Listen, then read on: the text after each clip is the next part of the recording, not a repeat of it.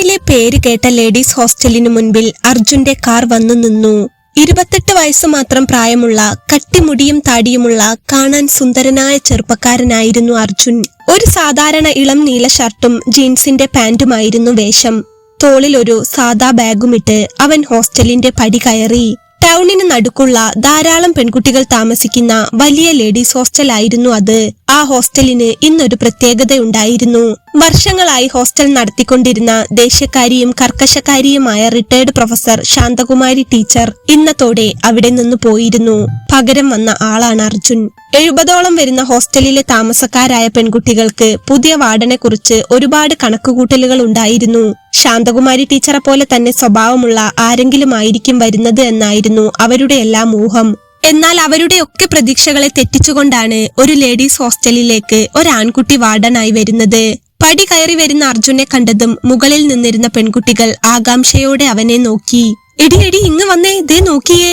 ജോലി കഴിഞ്ഞു വന്ന് കാപ്പികുടിയിലായിരുന്ന പെൺകുട്ടികൾ അർജുനെ കണ്ടതും കൂട്ടുകാരികളെ വിളിച്ച് കാണിച്ചു കൊടുക്കാൻ തുടങ്ങി. എന്നാൽ അർജുൻ അവരെ ഒന്നും ശ്രദ്ധിക്കാതെ നേരെ അകത്തേക്ക് കയറി. ഇതാരാടി, വാർഡന്റെ മോനെങ്ങാനും ആയിരിക്കുമോ? പെൺകുട്ടികൾ അവിടെ നിന്ന് പരസ്പരം പറഞ്ഞു.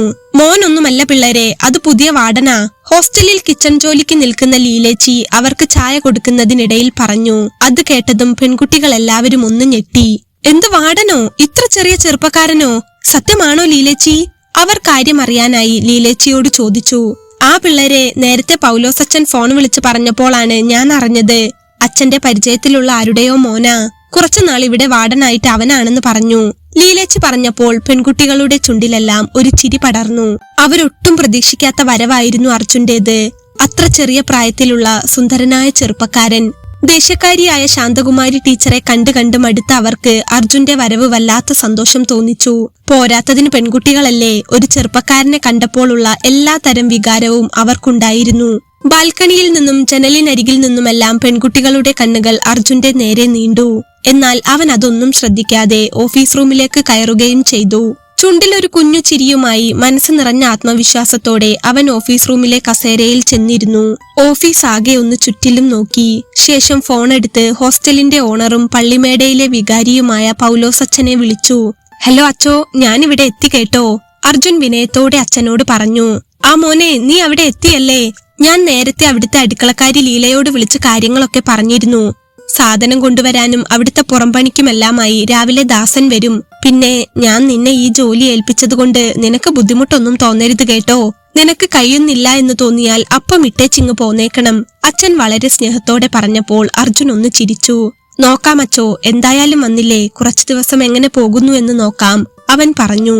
ശരി മോനെ, എന്നാ നീ വെച്ചോ, അച്ഛൻ സ്നേഹത്തോടെ പറഞ്ഞപ്പോൾ അർജുൻ ഫോൺ വെച്ചു. സാർ, ചായ എടുക്കട്ടെ? ലീലേച്ചി അപ്പോൾ ബഹുമാനത്തോടെ ഓഫീസ് റൂമിനരികിലേക്ക് വന്നു. അർജുൻ അപ്പോൾ അവരെ നോക്കി ഒന്ന് ചിരിച്ചു. ലീലേച്ചിയല്ലേ, പൗലോസച്ചൻ പറഞ്ഞിരുന്നു, അർജുൻ അവരോടപ്പോൾ പറഞ്ഞു. ആ, അച്ഛൻ നേരത്തെ എന്നെ ഫോൺ വിളിച്ചു പറഞ്ഞിരുന്നു സാറ് വരുന്നുണ്ടെന്ന്. ഞാൻ കുറച്ചുകൂടി പ്രായം ചെന്ന ഏതെങ്കിലും പെണ്ണുങ്ങളായിരിക്കുമെന്നാണ് വിചാരിച്ചത്. സാറിനെ പോലെ ഒരാളെ ഒട്ടും പ്രതീക്ഷിച്ചില്ല. ലീലേച്ചി അവനോട് ഒട്ടും ബഹുമാനം കുറയാതെ തന്നെ പറഞ്ഞു. ഞാനും ഒട്ടും പ്രതീക്ഷിച്ചതല്ല ഈ വരവ്. അച്ഛൻ പറഞ്ഞപ്പോൾ, പിന്നെ പെട്ടെന്ന് ഇവിടെ കാളെ കിട്ടാനില്ലെന്നും കൂടെ പറഞ്ഞപ്പോൾ കുറച്ചു ദിവസം ഒന്ന് നിന്ന് നോക്കാമെന്ന് കരുതി. ചായ കൊണ്ടുവന്നോളൂ, കട്ടൻ മതി, അർജുൻ അവരോട് പറഞ്ഞു. ലീലേച്ചി അപ്പോൾ ചിരിച്ചുകൊണ്ട് ചായ എടുക്കാനായി ചെന്നു. അർജുൻ അപ്പോൾ കസേരയിൽ ഒന്ന് നന്നായി ചാരിയിരുന്നു. എന്നിട്ട് അവിടുത്തെ ലാപ്ടോപ്പ് ഓണാക്കി അതിലെ കാര്യങ്ങളൊക്കെ നോക്കി തുടങ്ങി. ഒപ്പം അവിടെ അട്ടിയായി വെച്ചിരുന്ന ഫയലുകളിലേക്കും അവന്റെ കൈ നീണ്ടു. ജീവിതത്തിൽ വളരെ അടുക്കും ചിട്ടയുമുള്ള സ്വഭാവക്കാരനായതുകൊണ്ട് തന്നെ കാര്യങ്ങളെല്ലാം നല്ല രീതിയിൽ മുന്നോട്ട് കൊണ്ടുപോകണമെന്ന് മാത്രമേ അർജുൻ ഉണ്ടായിരുന്നുള്ളൂ. ആരോടും മോശമായി പെരുമാറാതെ നല്ല രീതിയിൽ തന്നെ ജോലിയുമായി മുന്നോട്ടു പോകുക. അവൻ അവിടെ ഫയലുകൾ നോക്കിക്കൊണ്ടിരിക്കുമ്പോഴേക്കും ലീലേച്ചി ചായയുമായി തിരികെ വന്നു. സാർ, ചായ. അവർ ചായ മേശപ്പുറത്ത് വെച്ച് അല്പം പിന്നോട്ട് മാറി നിന്നു. ലീലേച്ചി, ഇവിടുത്തെ പെൺകുട്ടികളൊക്കെ 7 മണിക്ക് മുൻപേ തന്നെ ഹോസ്റ്റലിൽ എത്തില്ലേ? അർജുൻ ലീലേച്ചിയോട് ചോദിച്ചു. എത്തും സാർ, എല്ലാവരും എത്തും. കുറെ പേര് ഇപ്പോൾ തന്നെ എത്തി, ലീലേച്ചി പറഞ്ഞു. എനിക്ക് അവരെ ഒന്ന് കാണണം. ഒരു 7 മണിക്ക് എല്ലാവരോടും ഒന്ന് ഹാളിലേക്ക് വരാൻ പറയണം, അർജുൻ പറഞ്ഞു. പറഞ്ഞോളാം സാർ, ലീലേച്ചി ബഹുമാനത്തോടെ തന്നെ നിന്നു. പിന്നെ കിച്ചണിലെ കാര്യങ്ങളോ മറ്റു കാര്യങ്ങളോ എന്തു തന്നെ ആയിക്കോട്ടെ, എന്താവശ്യമുണ്ടെങ്കിലും അപ്പോൾ തന്നെ എന്നെ അറിയിക്കണം. ഒന്നും മറച്ചു പിടിക്കേണ്ട ആവശ്യമില്ല. ഫുഡിന്റെ മെനു എങ്ങനെയാണെന്ന് എനിക്ക് കറക്റ്റായിട്ട് അറിയില്ല. എങ്കിലും നല്ല ഭക്ഷണം തന്നെ കൊടുക്കാൻ ശ്രമിക്കണം. എല്ലാ കാര്യങ്ങളും പഴയതുപോലെ തന്നെ നന്നായി നടക്കണം. പഴയതുപോലെ അല്ലെങ്കിൽ അതിലും കുറച്ചുകൂടി നന്നായി തന്നെ പോകണം കേട്ടോ. അർജുൻ ലീലേച്ചിയോട് കാര്യങ്ങളൊക്കെ സംസാരിച്ചു. എല്ലാം കേട്ട് ലീലേച്ചി തലയാട്ടി നിന്നു. സന്ധ്യ കഴിഞ്ഞ് 7 മണിയായപ്പോൾ പെൺകുട്ടികളെല്ലാം ഹാളിലേക്കെത്തി. എല്ലാവർക്കും അർജുനെ അടുത്ത് കാണുന്നതിന്റെ ഒരു സന്തോഷമുണ്ടായിരുന്നു.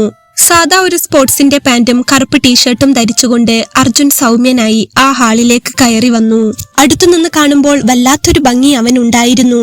ആർക്കും കണ്ടാൽ ഒന്ന് നോക്കി നിന്ന് പോകാൻ തോന്നുന്ന വിധം എന്തോ ഒരു ആകർഷണീയത. സൗമ്യതയോടെ അങ്ങോട്ടെത്തിയ അർജുനെ പെൺകുട്ടികളെല്ലാം ഒരു നിമിഷം അങ്ങനെ തന്നെ നോക്കി. അർജുൻ അവരെ നോക്കി ശാന്തമായൊന്ന് ചിരിച്ചു. എന്നിട്ട് മെല്ലെ സംസാരിച്ചു തുടങ്ങി. ഹായ്, എന്റെ പേര് അർജുൻ. എന്നെ നിങ്ങൾ ഇന്ന് ആദ്യമായിരിക്കും കാണുന്നത്. ഞാൻ നിങ്ങളുടെ കാര്യങ്ങളൊക്കെ നോക്കാൻ വന്ന പുതിയ വാർഡനാണ്. പെർമനന്റ് ആയി വന്ന ഒരാളല്ല. പൗലോസ് അച്ഛൻ പറഞ്ഞപ്പോൾ താൽക്കാലികമായി വന്നതാണ്. എല്ലാവരും എന്നോട് സഹകരിക്കുമെന്നാണ് എന്റെ പ്രതീക്ഷ. 7 മണിയാണ് നമ്മുടെ ഹോസ്റ്റൽ അലോ ചെയ്യുന്ന സമയം.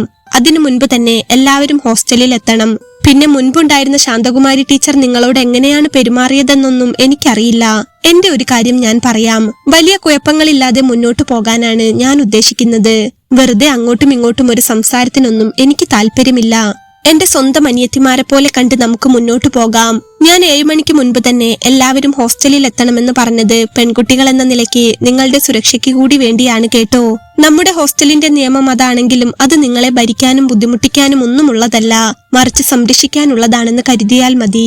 അർജുൻ ചെറുതായി ഒന്ന് പറഞ്ഞു നിർത്തി. എന്നിട്ട് അവരെ നോക്കി സ്നേഹത്തോടെ മനോഹരമായി ഒന്നുകൂടി ചിരിച്ചു. അർജുന്റെ സംസാരം കേട്ടുകൊണ്ടിരിക്കുമ്പോൾ ആ പെൺകുട്ടികളുടെ ചുണ്ടിലെല്ലാം ഒരു ചിരി ഉണ്ടായിരുന്നു. ഒപ്പം ശാന്തകുമാരി ടീച്ചർ പോയതിന്റെ ഒരു സമാധാനവും. സാറിന്റെ കല്യാണം കഴിഞ്ഞതാണോ? കൂട്ടത്തിൽ ഒരു പെൺകുട്ടി അതാണ് ചോദിച്ചത്. അത് കേട്ടതും അവനൊന്ന് അവളെ തന്നെ നോക്കി. അതെന്താ അങ്ങനെ ചോദിച്ചത്? കൂട്ടത്തിൽ നിന്ന് വന്ന ചോദ്യമായതുകൊണ്ട് തന്നെ പ്രത്യേകിച്ച് ഒരാളോടല്ലാതെ അർജുൻ ചോദിച്ചു. അല്ല സാർ, വെറുതെ ചോദിച്ചതാ, ഒന്ന് അറിഞ്ഞിരിക്കാൻ വേണ്ടി. പെൺകുട്ടികളിൽ ഒരാൾ മറുപടി പറഞ്ഞു. അർജുൻ അപ്പോൾ വീണ്ടും ഒന്നുകൂടി ചിരിച്ചു. അതല്ലല്ലോ നമ്മുടെ വിഷയം. എന്റെ വിവാഹം കഴിഞ്ഞതാണെങ്കിലും കഴിഞ്ഞതല്ലെങ്കിലും നിങ്ങൾക്ക് ഹോസ്റ്റലിൽ ഒരു ബുദ്ധിമുട്ടും ഉണ്ടാകാത്ത വിധത്തിൽ എന്റെ സാമീപ്യം ഉണ്ടാകും. നിങ്ങളുടെ സ്വന്തം വീട് എങ്ങനെയാണോ അതുപോലെ രണ്ടാമതൊരു വീടായിട്ട് തന്നെ ഈ ഹോസ്റ്റലിനെ കണ്ടാൽ മതി. നിങ്ങളുടെ ഏത് ആവശ്യങ്ങൾക്കും പരാതികൾക്കും എപ്പോഴും ചെവി കൊടുക്കാൻ ഞാനുണ്ടാകും. എന്റെ ഓഫീസ് റൂം എപ്പോഴും തുറന്നിരിക്കും. എങ്കിലും ഞാൻ നേരത്തെ പറഞ്ഞ പോലെ തന്നെ സമയനിഷ്ഠയും അച്ചടക്കവും നിങ്ങളും പാലിക്കണം. നിങ്ങളുടെ സ്വാതന്ത്ര്യത്തെ വിലമതിച്ചുകൊണ്ട് തന്നെ എന്റെ ജോലിയെ നിങ്ങളും വിലമതിക്കണം. അത്രയേ ഉള്ളൂ.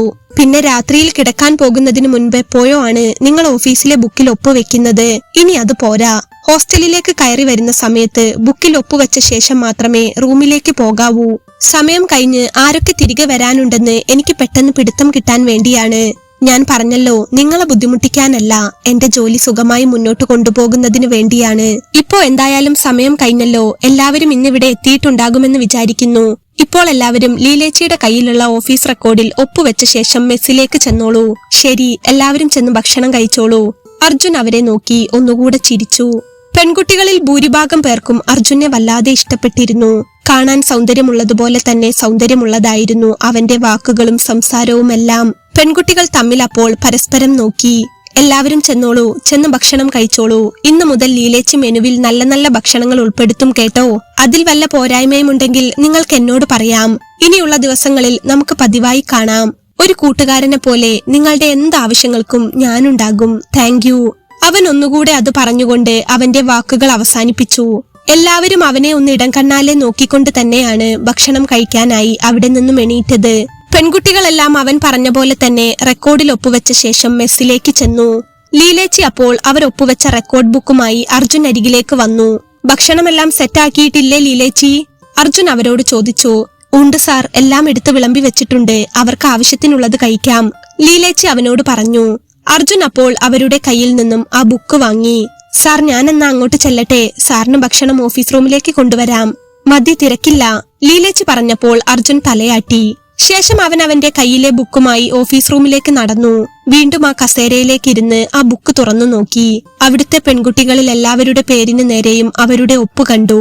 എന്നാൽ അതിലൊരു കോളം മാത്രം ഒഴിഞ്ഞു കിടക്കുന്നുണ്ടായിരുന്നു. ഭദ്ര. ആ കുട്ടിയുടെ പേരിന് നേരെ മാത്രം അന്ന് അവൾ അവിടെ എത്തിയ ഒപ്പില്ല. അർജുൻ ഒരു നിമിഷം തന്റെ ചൂണ്ടുവിരൽ കൊണ്ട് ആ പേരിന് മുകളിലൂടെ ഒന്ന് കൈയോടിച്ചു നോക്കി. ഈ ആളിന്നില്ലല്ലോ. ലീവാണോ അതോ നാട്ടിൽ പോയോ? അർജുൻ ഒരു നിമിഷം മനസ്സിൽ സംശയം തോന്നി. തലേ ദിവസം വരെയുള്ള അവളുടെ ഒപ്പ് അതിൽ വ്യക്തമായി കാണുന്നുണ്ടായിരുന്നു. അന്ന് മാത്രമില്ല. അർജുൻ അപ്പോൾ വാച്ചിലേക്ക് സമയം നോക്കി. ഇത്ര ലേറ്റായി ഇനി വരില്ലല്ലോ, ലീവ് പറഞ്ഞതായി കാണുന്നുമില്ല. ലീലേച്ചിയോട് ചോദിക്കാം, അവൻ മനസ്സിൽ വിചാരിച്ചു. അപ്പോഴേക്കും ലീലേച്ചി പ്ലേറ്റിൽ അവനുള്ള ഭക്ഷണവുമായി അങ്ങോട്ടെത്തിയിരുന്നു. സാർ, ഫുഡ് ഇവിടെ വെക്കട്ടെ? ലീലേച്ചി അവനോട് ചോദിച്ചു. ആ ലീലേച്ചി, ഇവിടെ വെച്ചോളൂ, അർജുൻ പറഞ്ഞു. സാറിന് കിടക്കാനുള്ള റൂമെല്ലാം വൃത്തിയാക്കിയിട്ടുണ്ട്. ബെഡ്ഷീറ്റും ബ്ലാങ്കറ്റുമെല്ലാം അവിടെ വെച്ചിട്ടുണ്ട്. ഫ്ലാസ്കിൽ ചൂടുവെള്ളവും കൊണ്ടുവച്ചിട്ടുണ്ട്. ഇനി മറ്റെന്തെങ്കിലും ആവശ്യമുണ്ടെങ്കിൽ സാറ് പറഞ്ഞാൽ മതി, ലീലേച്ചി അവനോട് പറഞ്ഞു. അതായിക്കോട്ടെ ലീലേച്ചി, ഞാൻ പറഞ്ഞോളാം. പിന്നെ ഞാൻ ഒരു കാര്യം ചേച്ചിയോട് ചോദിക്കാനിരിക്കുകയായിരുന്നു. ഇതിൽ ഭദ്ര എന്ന് പറയുന്ന കുട്ടിയുടെ സൈൻ കാണുന്നില്ലല്ലോ. ലീവ് ഒന്നും റെക്കോർഡ് ചെയ്തിട്ടുമില്ല. ആ കുട്ടി ഇന്ന് ലീവോ മറ്റോ പറഞ്ഞിരുന്നോ? അർജുൻ ചോദിച്ചു. അത് കേട്ടപ്പോൾ ലീലേച്ചി ഒരു ദീർഘശ്വാസം എടുത്തു.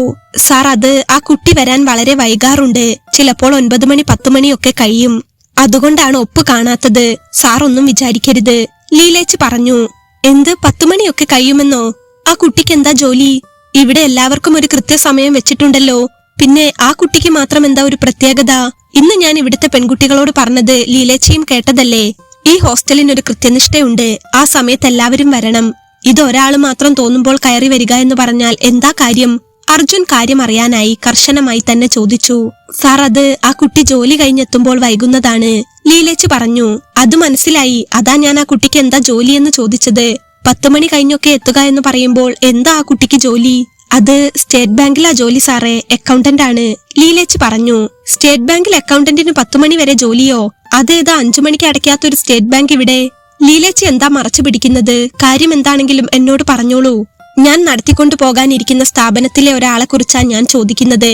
ആ കുട്ടി വരാൻ ലേറ്റ് ആകുന്നതിന്റെ കാരണം എന്താണെങ്കിലും ലീലേച്ചിക്ക് അറിയാതിരിക്കില്ലെന്നാ എനിക്ക് തോന്നുന്നത്. കാരണം ഒരാളെങ്കിലും അറിയാതെ ആ കുട്ടിക്ക് ഇത്ര ലേറ്റായി വന്ന് ഒപ്പുവെക്കാൻ കഴിയില്ലല്ലോ. അപ്പൊ പിന്നെ എന്താണെന്ന് എന്നോട് തുറന്നു പറയുന്നതല്ലേ നല്ലത്? അർജുൻ സൗമ്യമായി തന്നെ ലീലേച്ചിയോട് ചോദിച്ചു. ലീലേച്ചി അപ്പോൾ ഒരു നിമിഷം അർജുനെ ഒന്ന് നോക്കി. സാർ, എനിക്കറിയാം ആ കുട്ടിയുടെ കാര്യങ്ങളൊക്കെ. സാറിനോട് അത് പറയുന്നതിൽ ബുദ്ധിമുട്ടുണ്ടായിട്ടുമല്ല. പക്ഷേ അതിന്റെ കഷ്ടപ്പാടുകളൊന്നും ആളുകൾ അറിയുന്നത് അതിന് വലിയ താല്പര്യമില്ല. ഒരു പാവം കുട്ടിയാ സാറേ, വളരെ പാവം. ജോലി ചെയ്യുന്നത് ഇവിടുത്തെ സ്റ്റേറ്റ് ബാങ്കിലാണ്, സ്റ്റേറ്റ് ബാങ്ക് ഓഫ് ഇന്ത്യയുടെ മെയിൻ ബ്രാഞ്ചിൽ. പക്ഷേ ബാങ്കിലെ ശമ്പളം അവൾക്ക് തികയില്ല സാറേ. അതുകൊണ്ട് അത് ബാങ്കിലെ ജോലി കഴിഞ്ഞാൽ തുണിഷോപ്പിലും മറ്റും ജോലിക്ക് പോകുന്നതാണ്. അവിടെ സെയിൽസും രാത്രി തുണി മടക്കി വെക്കലും ക്ലീൻ ചെയ്യലും എല്ലാം കഴിഞ്ഞെത്തുമ്പോൾ ലേറ്റ് ആവും, ലീലേച്ചി പറഞ്ഞപ്പോൾ അർജുൻ അവരെ തന്നെ ഒന്ന് നോക്കി. സ്റ്റേറ്റ് ബാങ്കിൽ ജോലി ചെയ്യുന്ന ഒരു കുട്ടിക്ക് അത്യാവശ്യം നല്ല ശമ്പളം കാണില്ലേ? എന്നിട്ട് അത് തികയുന്നില്ലെന്ന് പറഞ്ഞാൽ എന്താ ആ കുട്ടിക്ക് ഇത്ര അത്യാവശ്യം? അർജുൻ ലീലേച്ചിയോട് ചോദിച്ചു. അത് സാർ, ആ കുട്ടിയുടെ അച്ഛൻ ഒരു വർഷത്തിലധികമായി തളർന്നു കിടപ്പിലാണ്. ഒരാങ്ങളച്ചക്കനുള്ളതാണെങ്കിൽ കള്ളുകുടിയും മറ്റുമായി വീടിന്റെ ആധാരം വരെ പണയപ്പെടുത്തി കടത്തിലാക്കി വെച്ചിരിക്കുകയാണ്. വലിയ വീടും പറമ്പും ഉള്ളതുകൊണ്ട് തന്നെ ആരും അവരെ സഹായിക്കാനില്ല. കാണുമ്പോൾ സാമ്പത്തികമുള്ളവർക്ക് എവിടെ നിന്നാ സഹായം കിട്ടുക? എന്നാൽ ഉള്ളതെല്ലാം കടത്തിലും അച്ഛൻ കിടപ്പിലും ആങ്ങള തോന്നിയ പോലെ നടക്കുകയും ചെയ്യുമ്പോൾ ആ കുട്ടിക്ക് പിന്നെ എന്തു ചെയ്യാൻ പറ്റും? ജീവിക്കാനുള്ള ഓട്ടപ്പാച്ചിലില്ല സാറേ അത്. അച്ഛന് മരുന്ന് വാങ്ങാൻ തന്നെ അതിന്റെ ശമ്പളം തികയില്ല. അതിന്റെ പുറത്ത് ബാങ്കിൽ പലിശ അടയ്ക്കാനും വീട്ടുചെലവിനും അച്ഛനെ നോക്കാൻ വരുന്ന ഹോം നേഴ്സിന് കൊടുക്കാനും പിന്നെ അതിന്റെ ചെറിയ ആവശ്യങ്ങൾക്കുമൊക്കെ കൂടെ അതിനൊരു റെസ്റ്റ് ഇല്ല, ലീലേച്ചി പറയുമ്പോൾ അർജുൻ അവരെ തന്നെ കേട്ടുകൊണ്ടിരിക്കുകയായിരുന്നു. ഓ, അപ്പോ അതാണല്ലേ കാര്യം? അർജുൻ ഒരു നിമിഷം എന്തോ ഒന്ന് ആലോചിച്ചു. അതെ സാറേ, ഒരു പാവം കുട്ടിയാ. ആരോടും ഒരു പരാതിയും അതിനില്ല. ഒരു കുടുംബത്തിന്റെ ഭാരം മൊത്തം ഒറ്റയ്ക്ക് അങ്ങനെ ചുമക്കുകയാണ്. ആ കുട്ടി വന്നു കഴിഞ്ഞാൽ ലേറ്റ് ആയതിന് സാർ ഒന്നും പറയരുത് കേട്ടോ. ഇതൊന്നും ഞാൻ പറഞ്ഞുവെന്ന് അതറിയണ്ട. എങ്കിലും സാർ അതിനെ വഴക്കൊന്നും പറയരുത്, ലീലേച്ചി പറഞ്ഞപ്പോൾ അർജുൻ അവരെ നോക്കി ഒന്ന് ചിരിച്ചു. ഞാൻ എന്തു പറയാനാ ലീലേച്ചി? ഞാൻ കാര്യങ്ങൾ അറിയാൻ ചോദിച്ചു എന്നേ ഉള്ളൂ. എന്തായാലും അവള് വരുമ്പോൾ ലീലേച്ചി കാണുകയാണെങ്കിൽ ഓഫീസ് റൂമിൽ വന്ന് ഒപ്പുവെക്കാൻ പറയണം. പറ്റുമെങ്കിൽ ഇന്ന് രാത്രിയോ അല്ലെങ്കിൽ നാളെ രാവിലെയോ എന്നെ ഒന്ന് കാണാനും, അർജുൻ പറഞ്ഞു. ശരി സാർ, ഞാൻ പറഞ്ഞോളാം. എന്നാൽ ഞാൻ അങ്ങോട്ട്, ലീലേച്ചി അവനോട് പറഞ്ഞ് അവിടെ നിന്നും പുറത്തേക്ക് പോയി. അർജുൻ അപ്പോൾ അവന്റെ തലമുടിയിൽ ഒന്ന് വിരലോടിച്ചുകൊണ്ട് ലീലേച്ചി പറഞ്ഞ കാര്യങ്ങൾ ആലോചിച്ചു. അവളെ ഒന്ന് കാണുക പോലും ചെയ്യാതെ തന്നെ അർജുന്റെ മനസ്സിൽ അവളോടൊരു വല്ലാത്ത ഇഷ്ടം തോന്നി തുടങ്ങിയ നിമിഷമായിരുന്നു അത്. ഒരു കുടുംബത്തിന്റെ ഭാരം മൊത്തം ചുമക്കുന്ന, രാപ്പകലില്ലാതെ ഓടുന്ന ആ പെൺകുട്ടിയെ ഒന്ന് കാണണമെന്ന് അവന് തോന്നി. ഇന്നത്തെ കാലത്ത് സ്വന്തം ഇഷ്ടങ്ങൾ മാത്രം നോക്കി നടക്കുന്ന പെൺകുട്ടികൾക്കിടയിൽ ഇങ്ങനെ ഒരാളുണ്ടെങ്കിൽ ഒന്ന് കാണണമല്ലോ. അവന്റെ മനസ്സിൽ ഭദ്രയോടെന്തോ വല്ലാത്തൊരടുപ്പം തോന്നുന്ന പോലെ അവന് തോന്നി. അവൻ ആ കറങ്ങുന്ന കസേരയിലിരുന്ന് ലീലേച്ചി പറഞ്ഞ കാര്യങ്ങൾ ആലോചിക്കുമ്പോൾ അവന്റെ ചുണ്ടിൽ അവൻ അറിയാതെ തന്നെ ഒരു ചിരി വന്നു പോകുന്നുണ്ടായിരുന്നു. അവളെ കാണാനുള്ള, അവളെ അറിയാനുള്ള ഒരു പ്രതീക്ഷയുടെ പുഞ്ചിരി. അന്ന് രാത്രിയിൽ ഏറെ നേരം അവളെക്കുറിച്ച് ആലോചിച്ചിരുന്നെങ്കിലും ക്ഷീണം കാരണം അർജുൻ അധികം വൈകാതെ ഉറങ്ങിപ്പോയിരുന്നു. ഹോസ്റ്റലിന്റെ പ്രധാന കെട്ടിടത്തിനോട് ചേർന്നുള്ള ഹോസ്റ്റൽ നടത്തിപ്പുകാർക്ക് അനുവദിച്ച പ്രത്യേക മുറിയിലാണ് അർജുന് താമസ സൗകര്യം ഒരുക്കിയിരുന്നത്.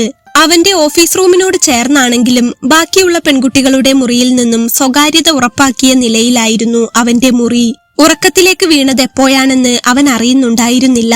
എന്നാൽ പിറ്റേന്ന് സൂര്യന്റെ വെളിച്ചം കണ്ണിൽ തട്ടിയപ്പോഴാണ് അവൻ പെട്ടെന്ന് ഞെട്ടി ഉണർന്നത്. ഉറക്കമുണർന്നു കഴിഞ്ഞതും അവന്റെ മനസ്സിലേക്ക് ആദ്യം ഓടിയെത്തിയത് ഇന്നലെ ലീലേച്ചി പറഞ്ഞ ഭദ്രയുടെ കാര്യമാണ്. അവൻ അപ്പോൾ പെട്ടെന്ന് ക്ലോക്കിലേക്ക് സമയം നോക്കി. സമയമേറെ കഴിഞ്ഞിരിക്കുന്നു. ആ കുട്ടി വന്നോ ആവോ അവൻ മനസ്സിലോർത്തു. ഹോസ്റ്റലിലെ ഡ്യൂട്ടിയും കാര്യങ്ങളുമെല്ലാം ശ്രദ്ധിക്കാനുള്ളത് കൊണ്ട് തന്നെ അവൻ അധികം വൈകാതെ വേഗം ബാത്റൂമിൽ കയറി കുളി കഴിഞ്ഞ് പുറത്തേക്കിറങ്ങി. ഒരു വെള്ള ടീഷർട്ടും കറുത്ത ട്രൗസറും ധരിച്ചാണ് അവൻ തല തോർത്തി പുറത്തേക്ക് ഇറങ്ങിയത്. അവന്റെ റൂമിന് മുൻപിൽ നിന്നാൽ അങ്ങ് ദൂരെ വരെ കാണാമായിരുന്നു. ഹോസ്റ്റലിനോട് ചേർന്നുള്ള പറമ്പിൽ അങ്ങ് ദൂരെ പണിക്കാർ തെങ്ങിന് തടമെടുക്കുന്നതും മറ്റു പണികളിൽ ഏർപ്പെട്ടിരിക്കുന്നതുമെല്ലാം അർജുൻ അവന്റെ മുറിയുടെ വാതിൽക്കൽ നിന്ന് നോക്കി കണ്ടു. ആ കാഴ്ചയെല്ലാം കണ്ടു കഴിഞ്ഞ് തല തോർത്തിക്കൊണ്ട് റൂമിലേക്ക് കയറുമ്പോഴാണ് കോണിപ്പടികൾ ഇറങ്ങി താഴേക്ക് വരുന്ന ഒരാൾ പെട്ടെന്ന് അവന്റെ കണ്ണിൽപ്പെട്ടത്. കോട്ടന്റെ ഒരു വെള്ള ചുരിദാറിന്റെ ടോപ്പും ചുവപ്പ് പാന്റും ധരിച്ച് തോളിൽ ഒരു ബാഗുമായി തിടുക്കത്തിൽ നടന്നു വരുന്ന ഒരു പെൺകുട്ടി. ഇടതൂർന്ന അവളുടെ മുടി കെട്ടിവെച്ചതിന്റെ ബാക്കി മുൻവശത്തേക്ക് പരന്നു കിടക്കുന്നുണ്ടായിരുന്നു. നെറ്റിയിൽ ഒരു ചുവന്ന വട്ടപ്പൊട്ടും ചന്ദനക്കുറിയും ഒക്കെയായി അടുത്തേക്ക് വരുംതോറും ആകർഷണം തോന്നുന്ന ഒരു സുന്ദരി പെൺകുട്ടി. തിടുക്കത്തിൽ നടന്നു വരുന്ന അവളെ അർജുൻ ഒരു നിമിഷം നോക്കി നിന്നുപോയി. അവൾ അടുത്തേക്ക് വരുംതോറും അർജുന്റെ നെഞ്ചെടുപ്പ് കൂടുന്നതായി അവന് തോന്നി. ഇന്നലെ ഹോസ്റ്റലിൽ വന്ന് കയറിയെങ്കിലും ഒരുപാട് പെൺകുട്ടികളെ കണ്ടെങ്കിലും അവരോടെല്ലാം സംസാരിച്ചെങ്കിലും ആദ്യമായാണ് ഒരാളെ കാണുമ്പോൾ കണ്ണെടുക്കാൻ തോന്നാത്ത വിധം നിന്നു പോകുന്നത്. ഒരു നിമിഷം അവന്റെ ശ്രദ്ധ മുഴുവനും അവളിൽ തന്നെയായിരുന്നു. അവന്റെ മനസ്സ് നിറയെ ഇന്നലെ ലീലേച്ചി പറഞ്ഞ ഭദ്ര എന്ന പെൺകുട്ടിയുടെ രൂപമുണ്ടായിരുന്നെങ്കിലും സ്റ്റെപ്പ് ഇറങ്ങി വരുന്നത് അവൾ തന്നെയാണെന്ന് അവൻ ഉറപ്പില്ലായിരുന്നു. എങ്കിലും അവന്റെ കണ്ണുകൾക്കും മനസ്സിനും അവളെ വല്ലാതെ ഇഷ്ടപ്പെട്ടു പോയിരുന്നു. ഇവളായിരിക്കുമോ ഇന്നലെ ലീലേച്ചി പറഞ്ഞ കുട്ടി? അവന്റെ മനസ്സിൽ ഒരു സംശയം തോന്നി. അവൾ മുകളിൽ നിന്നും കോണിപ്പടി ഇറങ്ങി താഴെ എത്തുന്നതുവരെ ഓരോ കോണിപ്പടിയിലേക്കും അർജുന്റെ കണ്ണുകൾ നീണ്ടു. അപ്പോഴേക്കും ഭദ്ര അവന്റെ അരികിലേക്ക് എത്തിക്കഴിഞ്ഞിരുന്നു. പെട്ടെന്ന് അവന്റെ റൂമിന് നേരെ വന്നപ്പോഴാണ് വാതിൽക്കൽ തന്നെ നിൽക്കുന്ന അർജുനെ അവൾ കണ്ടത്. ഒരു നിമിഷം അവളുടെ കണ്ണുകളും അവന്റെ കണ്ണുകളും തമ്മിലുടക്കി. ലീലേച്ചി പറഞ്ഞെങ്കിലും അത്രയും ചെറുപ്പക്കാരനാണ് അർജുനെന്ന് അവൾ കരുതിയിരുന്നില്ല. പെട്ടെന്നൊരു നിമിഷം അവനെ കണ്ടപ്പോൾ അവൾ ഒരു പരിങ്ങലോടെ അവളുടെ തോളിലുണ്ടായിരുന്ന ബാഗിൽ മുറുകെ പിടിച്ചു. എന്നാൽ അർജുൻ അപ്പോഴും അവളെ തന്നെ നോക്കി നിൽക്കുകയായിരുന്നു. ഗുഡ് മോർണിംഗ് സാർ, എന്റെ പേര് ഭദ്ര. സാറിനെ വന്ന് കാണണമെന്ന് ലീലേച്ചി പറഞ്ഞിരുന്നു.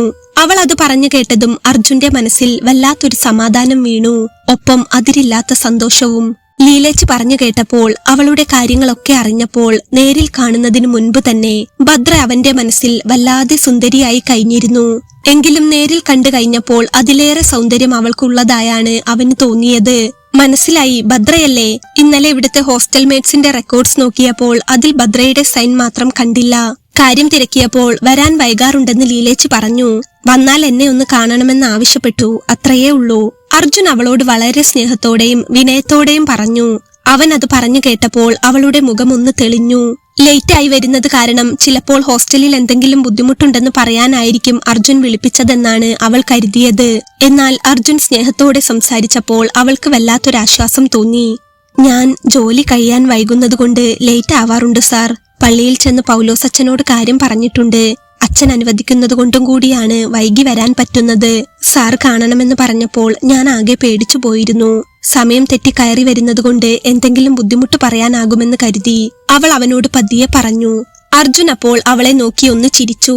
ഭദ്രയ്ക്കറിയാലോ, പള്ളിയുടെ കീഴിലുള്ള ഹോസ്റ്റൽ ആയതുകൊണ്ട് തന്നെ വളരെ ചുരുങ്ങിയ ഹോസ്റ്റൽ ഫീസ് വാങ്ങിയിട്ടാണ് പള്ളി ഇത് നടത്തുന്നത്. അതുകൊണ്ട് തന്നെ അതിൻ്റെതായ ചില ചിട്ടകളും സമയക്രമവും ഒക്കെ ഈ ഹോസ്റ്റലിലുണ്ട്. ശരിക്കു പറഞ്ഞാൽ ഇങ്ങനെ ഒരാളെ കുറിച്ച് പൗലോസ് അച്ഛൻ എന്നോട് പറഞ്ഞിരുന്നില്ല. എല്ലാ പെൺകുട്ടികളും 7 മണിക്ക് മുൻപേ തന്നെ ഹോസ്റ്റലിൽ കയറുന്നുണ്ടെന്ന് ഉറപ്പുവരുത്തണമെന്ന് അച്ഛൻ എന്നോട് പറഞ്ഞിരുന്നു. അപ്പൊ പിന്നെ ഒരാൾ മാത്രം ഇങ്ങനെ വൈകി വരുന്നത് എന്താണെന്ന ഒരു സംശയം തോന്നി തിരക്കിയപ്പോൾ ലീലേച്ചി തന്റെ കാര്യങ്ങളൊക്കെ പറഞ്ഞു. സാരമില്ലടോ, എല്ലാം ശരിയാകും. ജീവിതമല്ലേ, ശരിയാകാതെ എവിടെ പോകാൻ? ശരിക്കു പറഞ്ഞാൽ തന്റെ കാര്യങ്ങളൊക്കെ കേട്ടപ്പോൾ വല്ലാത്ത ബഹുമാനമാണ് തോന്നിയത്. പഠിച്ച് സ്റ്റേറ്റ് ബാങ്കിൽ ഒരു ജോലി വാങ്ങിയിട്ടും ആ ജോലിയോടൊപ്പം മറ്റു ജോലികളും കൂടെ ചെയ്യേണ്ടി വരിക എന്ന് പറയുമ്പോൾ ബാങ്കിലെ ജോലിയുടെ പ്രഷർ തന്നെ എനിക്ക് ഊഹിക്കാം. സാരമില്ല, ഭദ്രയുടെ കാര്യങ്ങളൊക്കെ നടക്കട്ടെ. ഞാൻ വെറുതെ ഒന്ന് കാണണമെന്ന് പറഞ്ഞുവെന്നേ ഉള്ളൂ. അർജുൻ അവളോട് ഒരിക്കൽ കൂടി സ്നേഹത്തോടെ പറഞ്ഞു. സർ, ഞാൻ എന്നാൽ പൊയ്ക്കോട്ടെ? ഭദ്ര ബഹുമാനത്തോടെ തന്നെ അവനോട് ചോദിച്ചു. ശരി, പൊയ്ക്കോളൂ. അർജുൻ അവളോട് തലയാട്ടി. ഭദ്ര അപ്പോൾ അവനെ നോക്കി ഒന്ന് ചിരിച്ചു. അർജുനും അവളോട് തിരിച്ചു ചിരിച്ചു. അവൾ അപ്പോൾ വേഗത്തിൽ അവിടെ നിന്ന് തിരിഞ്ഞു നടന്നു. അവൾ പോകുമ്പോൾ അർജുൻ അവളെ തന്നെ നോക്കി നിൽക്കുകയായിരുന്നു. എന്തോ ഉള്ളിന്റെ ഉള്ളിൽ വല്ലാത്തൊരിഷ്ടം. നേരിട്ട് കണ്ടപ്പോൾ അത് അല്പം കൂടിയോ എന്നൊരു സംശയം. അർജുൻ അവന്റെ നെഞ്ചിൽ മെല്ലെ ഒന്ന് തലോടി. ശേഷം ചിരിച്ചുകൊണ്ട് റൂമിലേക്ക് കയറിപ്പോയി. അവൾ അവിടെ നിന്ന് പോയെങ്കിലും അർജുന്റെ മനസ്സിൽ അവളുടെ മുഖം മായാതെ നിൽക്കുന്നുണ്ടായിരുന്നു. ഒരു നോട്ടം കാണുന്നതിന് മുൻപ് തന്നെ മനസ്സിൽ കയറി കൂടിയ പെൺകുട്ടി. എന്തായിരിക്കും എനിക്ക് ഇങ്ങനെ തോന്നുന്നത്? അവൻ മനസ്സിലോർത്തു. അപ്പോഴേക്കും അവിടെ ഹോസ്റ്റലിൽ പുറംപണിക്ക് വരുന്ന ദാസേട്ടൻ അങ്ങോട്ട് എത്തിയിരുന്നു. അർജുനും ദാസേട്ടനും തമ്മിൽ പരിചയപ്പെട്ടു. ദാസേട്ടനോടൊപ്പം പറമ്പിലും ഹോസ്റ്റലിലുമൊക്കെ അർജുൻ കുറെ നേരം കറങ്ങി നടന്നു. എങ്കിലും അവന്റെ മനസ്സിൽ പലപ്പോഴും ഭദ്രയുടെ മുഖം വന്നു പോയിക്കൊണ്ടേയിരുന്നു. നേരം ഒന്ന് ഇരുട്ടിയെങ്കിൽ അവളെ ഒന്ന് കാണാമായിരുന്നു എന്ന് അവൻ ആഗ്രഹിച്ചു. രാത്രി പെൺകുട്ടികളെല്ലാം റെക്കോർഡ് ബുക്കിൽ സൈൻ ചെയ്ത് റൂമിലേക്ക് പോയ ശേഷം അർജുൻ ഭക്ഷണം കഴിച്ച് തന്റെ മുറിയിലേക്ക് പോന്നു. മുറിയുടെ വാതിൽക്കൽ തന്നെ ഹോസ്റ്റലിന്റെ ഗേറ്റിലേക്ക് നോക്കി അവൻ അങ്ങനെ നിന്നു. അപ്പോഴാണ് അവന്റെ മൊബൈൽ റിംഗ് ചെയ്യാൻ തുടങ്ങിയത്. അവൻ സ്ക്രീനിലേക്ക് നോക്കിയപ്പോൾ പരിചയമില്ലാത്തൊരു നമ്പർ ആണെന്ന് മനസ്സിലായി. എങ്കിലും അവൻ വേഗത്തിൽ കോൾ അറ്റൻഡ് ചെയ്തു. ഹലോ, അർജുൻ സാർ അല്ലേ? സാർ, ഞാൻ ഹോസ്റ്റലിൽ നിന്ന് രേവതിയാണ്. ഓഫീസ് ബുക്കിൽ നിന്ന് സാറിന്റെ നമ്പർ നോക്കി വിളിക്കുകയാണ്. ഹോസ്റ്റലിൽ താമസിക്കുന്ന ഏതോ ഒരു പെൺകുട്ടിയായിരുന്നു അത്. ഒരു നിമിഷം അവൾ എന്തിനാണ് ഫോൺ വിളിച്ചതെന്ന സംശയം അർജുന് തോന്നി. എങ്കിലും അവൻ അവളോട് കാര്യം ചോദിച്ചു. എന്തുപറ്റി? എന്തെങ്കിലും അത്യാവശ്യമുണ്ടോ? എന്താണെങ്കിലും പറഞ്ഞോളൂ, അർജുൻ പെൺകുട്ടിയോട് പറഞ്ഞു. സാർ, അത്... അവൾ ഒന്ന് മടിച്ചു. സാർ, എനിക്ക് പീരിയഡ്സിന്റെ ഒരു ചെറിയ വേദന. നാപ്കിൻ വാങ്ങാൻ ഒന്ന് പുറത്തു പോകണമായിരുന്നു. സാറിനോട് ചോദിച്ചിട്ട് ഒന്ന് പോയി വരാമെന്ന് കരുതി. ആ പെൺകുട്ടി പറഞ്ഞപ്പോൾ അർജുൻ ഒരു നിമിഷം ഷോക്കേറ്റ പോലെ നിന്നു. ഈ സമയത്തൊക്കെ ഇങ്ങനെയുള്ള കാര്യം പറഞ്ഞ് ഒരു പെൺകുട്ടി വിളിക്കുക എന്ന് പറയുമ്പോൾ, അതും ഇത്ര പെൺകുട്ടികളുള്ള ഹോസ്റ്റലിൽ ഒരാളുടെ കയ്യിൽ പോലും നാപ്കിൻ കാണാതിരിക്കുമോ? അർജുൻ എന്തോ ഒരു സംശയം തോന്നി. അയ്യോ സാർ, എനിക്ക് ഒട്ടും വയ്യ, നല്ല വയറുവേദനയുണ്ട്. ഞാൻ ഒന്ന് പോയിട്ട് വരട്ടെ. പിന്നെ ഈ രാത്രിയിൽ ഒറ്റയ്ക്ക് പോവുക എന്ന് പറഞ്ഞ പേടിയുണ്ട്. സാർ, എന്നെ ഒന്ന് മെഡിക്കൽ ഷോപ്പ് വരെ കൊണ്ടുവരാമോ? അവൾ ചോദിച്ചപ്പോൾ അർജുന്റെ സംശയം ബലപ്പെട്ടു.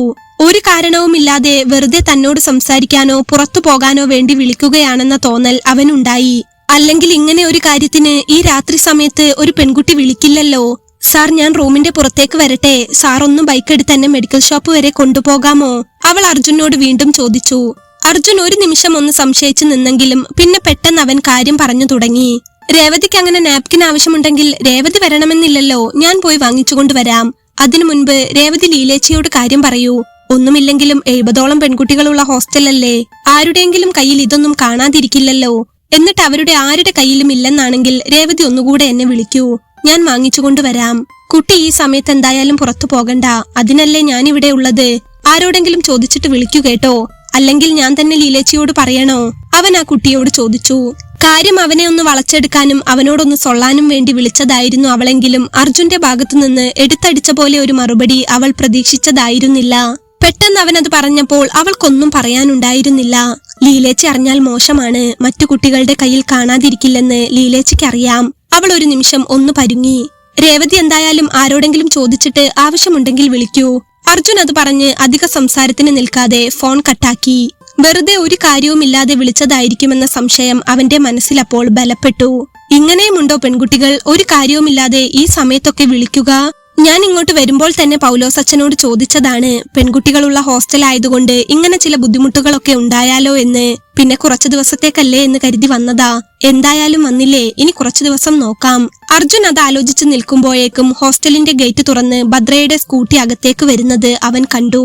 രാവിലെ പോയ വേഷത്തിൽ തന്നെയായിരുന്നു അവൾ. പക്ഷേ അവളുടെ സ്കൂട്ടിയുടെ പിറകിൽ വലിയ 2 കവറുണ്ടായിരുന്നു. ഒരു നിമിഷം അർജുന്റെ ചുണ്ടിൽ ചിരി പടർന്നു. അവൻ അവിടെ നിന്ന് അവളെ തന്നെ നോക്കിക്കൊണ്ട് നിൽക്കുമ്പോഴേക്കും അവൾ സ്കൂട്ടി കൊണ്ടുപോയി പാർക്കിംഗ് ഏരിയയിൽ വെച്ച് ആ കവറെല്ലാം പുറത്തേക്ക് എടുത്തു വെച്ചിരുന്നു. നല്ല കനമുള്ളതുകൊണ്ടായിരിക്കണം അത് കയ്യിൽ പിടിച്ച് മുന്നോട്ട് നടക്കാൻ ബുദ്ധിമുട്ടുന്ന അവളെ കണ്ടതും അർജുൻ വേഗം തന്നെ അവന്റെ റൂമിൽ നിന്നിറങ്ങി ചെറിയ ഗേറ്റ് തുറന്ന് അങ്ങോട്ട് ചെന്നു. എന്താ ഭദ്ര ഇത്, വലിയ കവറൊക്കെ ആയിട്ട്? പിറകിൽ നിന്ന് അർജുന്റെ ശബ്ദം കേട്ടതും ഭദ്ര ഒന്ന് തിരിഞ്ഞു നോക്കി. ഒരു നിമിഷം അവനെ അവിടെ കണ്ടതും അവൾക്കൊരു ചമ്മല് പോലെ തോന്നി. എങ്കിലും ആ ചമ്മല് മുഖത്ത് കാണിക്കാതെ അവൾ അവനോട് ചിരിച്ചു. എന്താടോ ഇത്, ഹോസ്റ്റലിലേക്കുള്ള പലചരക്ക് സാധനങ്ങൾ താനാണോ കൊണ്ടുവരുന്നത്? അർജുൻ അവളോട് ചോദിച്ചു. അവന്റെ ആ ചോദ്യം കളിയാക്കി ചോദ്യമല്ല എന്ന് അവൾക്കറിയാമായിരുന്നു. തീർത്തും ഒരു തമാശ പോലെയാണ് അവൾക്കത് തോന്നിയത്. അത് സാർ, കുറച്ച് തുണികളാണ്. ഞാൻ നിൽക്കുന്ന ടെക്സ്റ്റൈൽ ഷോപ്പിൽ നിന്ന് വാങ്ങിച്ചതാ. ഞാൻ ചിലപ്പോൾ ഇവിടുത്തെ കുട്ടികൾക്കൊക്കെ ഇങ്ങനെ കൊണ്ടുവന്ന് സെയിൽ ചെയ്യാറുണ്ട്, അവൾ അപ്പോൾ പറഞ്ഞു. ഒരു നിമിഷം അർജുൻ അവളുടെ കണ്ണുകളിലേക്ക് തന്നെ കണ്ണെടുക്കാതെ നോക്കി നിന്നുപോയി. നേരത്തെ ഒരു അനാവശ്യ കാര്യം പറഞ്ഞ് തന്നെ വിളിച്ചതൊരു പെൺകുട്ടിയാണ്. എന്നാൽ കുടുംബം നോക്കാൻ വേണ്ടി രാപ്പകലോളം ഇത്ര ബുദ്ധിമുട്ട് അനുഭവിക്കുന്നതും ഒരു പെൺകുട്ടി തന്നെയാണ്. അവന്റെ മനസ്സിൽ അവളോടുള്ള ബഹുമാനം കൂടുകയായിരുന്നു. അപ്പോൾ അവൻ മറുപടി ഒന്നും പറയാതെ വേഗത്തിൽ അവളുടെ കയ്യിലുള്ള കവർ പിടിക്കാൻ സഹായിച്ചു. ഏയ് സാർ, വേണ്ട, ഇത് എനിക്ക് എടുക്കാവുന്നതേയുള്ളൂ, ഭദ്ര അവനോട് പറഞ്ഞു. സാരമില്ല, നല്ല വെയിറ്റ് ഉണ്ടല്ലോ, ഞാൻ എന്റെ ഓഫീസ് റൂമിലേക്ക് വെച്ചു തരാം. വെറുതെ ഭദ്രയുടെ റൂം വരെ സ്റ്റെയർ കയറി ഇത് താങ്ങി പിടിച്ചുകൊണ്ട് പോകണ്ട. രാവിലെ ഓഫീസ് റൂമിൽ വെച്ച് എല്ലാവരെയും കാണിച്ചോളൂ. അർജുൻ അത് പറഞ്ഞ് കവർ താങ്ങി പിടിച്ച് അവളുടെ മുൻപിൽ നടന്നു. ഭദ്രയ്ക്ക് ഒരു നിമിഷം എന്തോ പോലെ തോന്നിയെങ്കിലും അവൾ അവന്റെ പിറകെ ചെന്നു. അവൻ ആ കവർ അവന്റെ ഓഫീസ് റൂമിൽ കൊണ്ടുവച്ച ശേഷം ഭദ്രയെ നോക്കി ഒന്നുകൂടി ചിരിച്ചു. സമയം ഒരുപാട് വൈകി, ഭദ്ര ചെന്ന് ഭക്ഷണം കഴിച്ചിട്ട് കിടക്കാൻ നോക്കൂ, അർജുൻ പറഞ്ഞപ്പോൾ അവൾ അവന്റെ കണ്ണിലേക്ക് തന്നെ നോക്കുകയായിരുന്നു. സാർ, ഞാൻ ബുക്കിൽ സൈൻ ചെയ്തിട്ട് പോയിക്കോളാം, അവൾ അവനോട് പറഞ്ഞു. സാരമില്ല, ഭദ്ര വരുന്ന സമയം എനിക്കറിയാമല്ലോ, സൈനൊക്കെ പിന്നെ ചെയ്യാം, പോയി റെസ്റ്റ് എടുത്തോളൂ. അർജുൻ അത് പറഞ്ഞ് ഓഫീസ് റൂമിൽ നിന്നും വേഗത്തിൽ തിരിഞ്ഞു നടന്നു. തിരികെ സ്റ്റെപ്പ് കയറി റൂമിലേക്ക് പോകുമ്പോൾ ഭദ്ര അവനെ ഒന്ന് നോക്കി. ആദ്യം വാർഡനായി ഉണ്ടായിരുന്ന ശാന്തകുമാരി ടീച്ചർ പലപ്പോഴും തന്നെ വഴക്ക് പറഞ്ഞിട്ടുണ്ട്. ഹോസ്റ്റലിൽ ഇങ്ങനെയുള്ള കച്ചവടമൊന്നും അനുവദിക്കില്ലെന്നും പലതവണ പറഞ്ഞിട്ടുണ്ട്. ലേറ്റായി വരുന്നതിന് പലതവണ മുഖം കറുപ്പിച്ചിട്ടുണ്ട്. എന്നാൽ പുതിയ സാറ് തന്റെ കവർ വരെ താങ്ങി പിടിച്ച് ഓഫീസ് റൂമിൽ എത്തിച്ചിരിക്കുന്നു.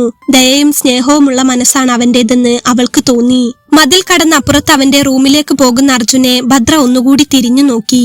ഉള്ളിൽ എന്തോ വലിയ സമാധാനം വീണതുപോലെ അവൾ വേഗത്തിൽ സ്റ്റെപ്പ് കയറി അവളുടെ മുറിയിലേക്ക് ചെന്നു.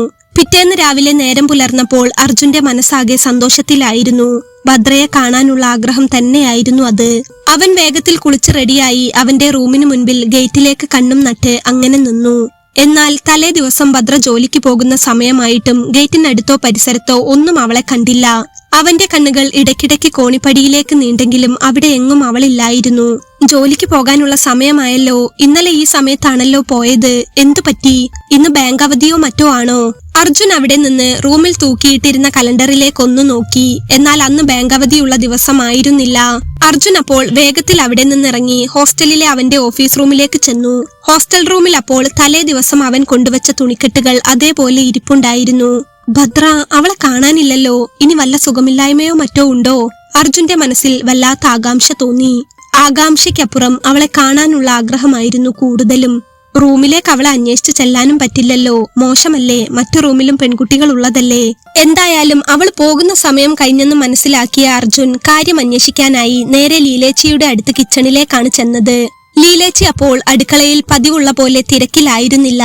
പകരം കസേരയിലിരുന്ന് താടിക്ക് കൈകൊടുത്ത് എന്തോ ആലോചനയിലായിരുന്നു. അങ്ങനെ ഇരിക്കുന്ന ലീലേച്ചിയെ കണ്ടപ്പോൾ അവരുടെ മുഖത്തെന്തോ ഒരു വിഷമമുള്ളതായി അർജുന് തോന്നി. ലീലേച്ചി, അർജുൻ പതിയെ വിളിച്ചുകൊണ്ട് അടുക്കളയിലേക്ക് കയറി. അർജുനെ കണ്ടതും അവർ ഒരു ഞെട്ടലോടെ വേഗത്തിൽ എണീറ്റു. എന്തു പറ്റി ലീലേച്ചി? അർജുൻ അപ്പോൾ ലീലേച്ചിയോട് ചോദിച്ചു. ഒന്നുമില്ല സാർ, ഭക്ഷണമെല്ലാം ആയിട്ടുണ്ട്, കുട്ടികളെല്ലാം കഴിച്ചു.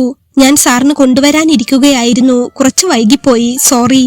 ലീലേച്ചി അത് പറഞ്ഞ് വെപ്രാളപ്പെട്ട് അർജുന് ഭക്ഷണം എടുക്കാനായി പ്ലേറ്റ് എടുക്കാൻ ചെന്നപ്പോൾ അർജുൻ ലീലേച്ചിയുടെ പിറകെ ചെന്നു. ലീലേച്ചിയുടെ മുഖത്തെന്താ ഒരു വിഷമം പോലെ. ഞാൻ ഇന്നലെ കണ്ട ആളെ അല്ലല്ലോ ഇപ്പോൾ, എന്താ കാര്യം, എന്തു പറ്റി? അർജുൻ ലീലേച്ചിയോട് ചോദിച്ചു. അതൊന്നുമില്ല സാറേ, ഞാൻ ആ കുട്ടിയുടെ അവസ്ഥ ആലോചിച്ചിരുന്നതായിരുന്നു. സാറ് നല്ല ഉറക്കത്തിലായതുകൊണ്ടാ വിളിക്കാതിരുന്നത്. ഭദ്രമോൾ ഇന്നലെ രാത്രി നാട്ടിലേക്ക് പോയി. ലീലേച്ചി അത് പറഞ്ഞതും അർജുൻ ഒന്നാകെ ഞെട്ടിപ്പോയി. എന്ത്, ഭദ്ര നാട്ടിലേക്ക് പോയോ? ഇന്നലെ രാത്രി കൂടെ ഞാൻ കണ്ടതാണല്ലോ. ടെക്സ്റ്റൈൽ ഷോപ്പിൽ നിന്ന് വലിയ കവറിൽ നിറയെ ഡ്രസ്സ് കൊണ്ടുവന്ന് ഓഫീസ് റൂമിൽ വെച്ചിട്ടുണ്ട്, ഇവിടെ കുട്ടികൾക്ക് സെയിൽ ചെയ്യാൻ വേണ്ടിയിട്ട്. അതൊക്കെ കഴിഞ്ഞിട്ട് എപ്പോഴാ നാട്ടിലേക്ക് പോയത്? അതും ഇത്ര അത്യാവശ്യമായിട്ട് പോകാൻ എന്താ കാര്യം? അത് സാറേ, ആ കുട്ടിയുടെ അച്ഛൻ മരിച്ചു. അത് കേട്ടതും അർജുൻ ഒന്ന് ഞെട്ടിപ്പോയി. അദ്ദേഹത്തിന് വേണ്ടിയാണ് ആ കുട്ടി രാപ്പകലില്ലാതെ ഇത്രയും കഷ്ടപ്പെട്ടത്. ഇന്നലെ 12 മണിയൊക്കെ ആയപ്പോളാ ഹോം നേഴ്സിന്റെ ഫോൺ വന്നത്. മറ്റു ബുദ്ധിമുട്ടുകളൊന്നും ഉണ്ടായിരുന്നില്ല, പെട്ടെന്ന് അറ്റാക്ക് വന്നതാ. പെൺകുട്ടിയല്ലേ, രാത്രി സമയത്ത് ഒറ്റയ്ക്ക് വിടാൻ പറ്റില്ലല്ലോ. പൗലോസച്ചൻ കൂട്ടുപോയിട്ടുണ്ട്. റെയിൽവേ സ്റ്റേഷനിൽ ചെന്ന് അവിടുന്ന് ട്രെയിനിന് പോയി കാണും. ആ കുട്ടി നല്ല കരച്ചിലായിരുന്നു. പോകാൻ നേരത്താ എന്നോട് പറഞ്ഞത്. സാറിനോട് അനുവാദം ചോദിക്കാൻ അങ്ങോട്ട് വരണമെന്ന് പറഞ്ഞിരുന്നു. പക്ഷേ അതിന്റെ അവസ്ഥ കണ്ടിട്ട് ഞാനാ പറഞ്ഞത്, മോള് പൊയ്ക്കോ, ഞാൻ സാറിനോട് പറഞ്ഞോളാമെന്ന്. ലീലേച്ചി പറയുന്നത് കേട്ട് അർജുൻ അങ്ങനെ തന്നെ നിന്നു. അവന്റെ മനസ്സിലെന്തോ വല്ലാതെ വിഷമം വന്ന് നിറയാൻ തുടങ്ങി. പരിചയപ്പെട്ടിട്ട് ഒരു ദിവസമായേ ഉള്ളൂവെങ്കിലും മനസ്സിൽ അത്രത്തോളം അടുപ്പം തോന്നിയ ഒരു പെൺകുട്ടി. ഒരു നേരം റെസ്റ്റില്ലാതെ അവളെ കഷ്ടപ്പെടുന്നതൊക്കെയും അച്ഛന്റെ ചികിത്സയ്ക്ക് വേണ്ടിയായിരുന്നല്ലോ. എന്നിട്ടും അച്ഛൻ പോയെന്ന് കേൾക്കുമ്പോൾ ആ പെൺകുട്ടി എങ്ങനെ സഹിക്കും? അർജുൻ ഓർത്തു. ലീലേച്ചി പറഞ്ഞു കേട്ടപ്പോൾ തന്നെ അർജുൻ ആകെ വല്ലാത്ത ബുദ്ധിമുട്ട് തോന്നി. ആ കൊച്ചിതെങ്ങനെ സഹിക്കുമെന്ന് എനിക്കറിയില്ല സാറേ. നാള് കുറേയായി അതിന്റെ ദുരിതം ഞാൻ കാണാൻ തുടങ്ങിയിട്ട്. കേട്ടിട്ട് എനിക്ക് തന്നെ സഹിക്കാനാവുന്നില്ല. അപ്പോ പിന്നെ അതിന്റെ അവസ്ഥ പറയണോ? ഇനി അതിനാരുമില്ല. വീടാണെങ്കിൽ കടത്തിലാണ്. ആങ്ങളച്ചക്കനാണെങ്കിൽ നോക്കത്തുമില്ല. അച്ഛനുണ്ടെന്ന പ്രതീക്ഷയില്ല. അച്ഛനു വേണ്ടിയാ അത് ഓരോ ദിവസവും ജീവിച്ചത്. ഇനിയിപ്പോ അതിനാരുമില്ല. ആരുമില്ലാത്തവർക്ക് ദൈവം തുണയുണ്ടാകുമെന്ന് പറയുന്ന പോലെ ദൈവം അതിന് സഹിക്കാനുള്ള ശക്തി കൊടുക്കട്ടെ. പറയുമ്പോൾ ലീലേച്ചിയുടെ കണ്ണുകൾ നിറയുന്നുണ്ടായിരുന്നു. ഞാൻ അറിഞ്ഞില്ല ലീലേച്ചി, എന്നെ വിളിക്കാമായിരുന്നു. എന്തെങ്കിലും സഹായം ആവശ്യമുണ്ടെങ്കിൽ ഞാൻ ഒപ്പം പോകുമായിരുന്നു, അർജുൻ ലീലേച്ചിയോട് പറഞ്ഞു. അതോർത്തില്ല സാറേ. സാറിനെ ബുദ്ധിമുട്ടിക്കേണ്ട. രാവിലെ പറയാമെന്ന് കരുതിയാ സാറേ പറയാതിരുന്നത്. പാവം കൊച്ചായിരുന്നു സാറേ. ഇവിടെ 10-50ഓളം പെൺകുട്ടികളുണ്ട്. അവർക്കെല്ലാവർക്കും 3 നേരം വെച്ചുണ്ടാക്കി കൊടുക്കുന്നത് ഞാനാ. എങ്കിലും ഇന്ന് വരെ ഒരു ഓണമോ വിഷുവോ വരുമ്പോൾ പോലും എനിക്കൊരു കൈനീട്ടം അവർ ആരും തന്നിട്ടില്ല. സാറിനറിയാമോ, ഇവിടുത്തെ ജോലി ഉള്ളതുകൊണ്ടാ ഞാൻ ജീവിച്ചു പോകുന്നത്. കല്യാണം കഴിഞ്ഞെങ്കിലും മക്കളില്ല എനിക്ക്. ഭർത്താവാണെങ്കിൽ മരിച്ചിട്ട് 5 വർഷമായി. ഇവിടുത്തെ കുട്ടികളെല്ലാം എനിക്ക് എന്റെ പിള്ളേരെ പോലെ തന്നെയാണ്. എങ്കിലും ഞാൻ അവർക്ക് കൊടുക്കുന്ന സ്നേഹം എനിക്ക് തിരിച്ചു തന്നിട്ടുള്ളത് ഭദ്രമോള് മാത്രമാണ്. ഇത്ര കഷ്ടപ്പാടിനിടയിലും എനിക്ക് ഡ്രസ്സ് വാങ്ങി തരാറുണ്ട്, മരുന്നുകൾ വാങ്ങി തരാറുണ്ട്. ഒരു രോഗം വന്നാൽ ആ കുഞ്ഞിന്റെ സ്കൂട്ടറിൽ ഇരുത്തിയാ എന്നെ ഹോസ്പിറ്റലിൽ കൊണ്ടുപോകുന്നത്. എനിക്ക് വയ്യാതിരിക്കുന്ന സമയത്ത് എന്നെ അടുക്കളയിൽ സഹായിക്കാൻ കൂടാറുണ്ട്. ആ കുട്ടിക്ക് അതിന്റെ വല്ല ആവശ്യവും ഉണ്ടായിട്ടാണോ? ഇടയ്ക്കൊരു പനിയും ശ്വാസമുട്ടലും എനിക്ക് പതിവുള്ളതാ. ആ സമയത്ത് പൗലോസച്ചൻ അടുക്കളപ്പണിക്ക് വേറെ ആളെ നിർത്തും. അങ്ങനെയുള്ള സമയത്ത് ചിലപ്പോൾ രാത്രിയിൽ എനിക്ക് ഒട്ടും വയ്യാതിരിക്കുമ്പോൾ എന്റെ റൂമിൽ വന്ന് കൂട്ടുകിടക്കാറുണ്ട് ഭദ്രമോള്. എനിക്ക് എന്റെ സ്വന്തം മോളെ പോലെ അവള്.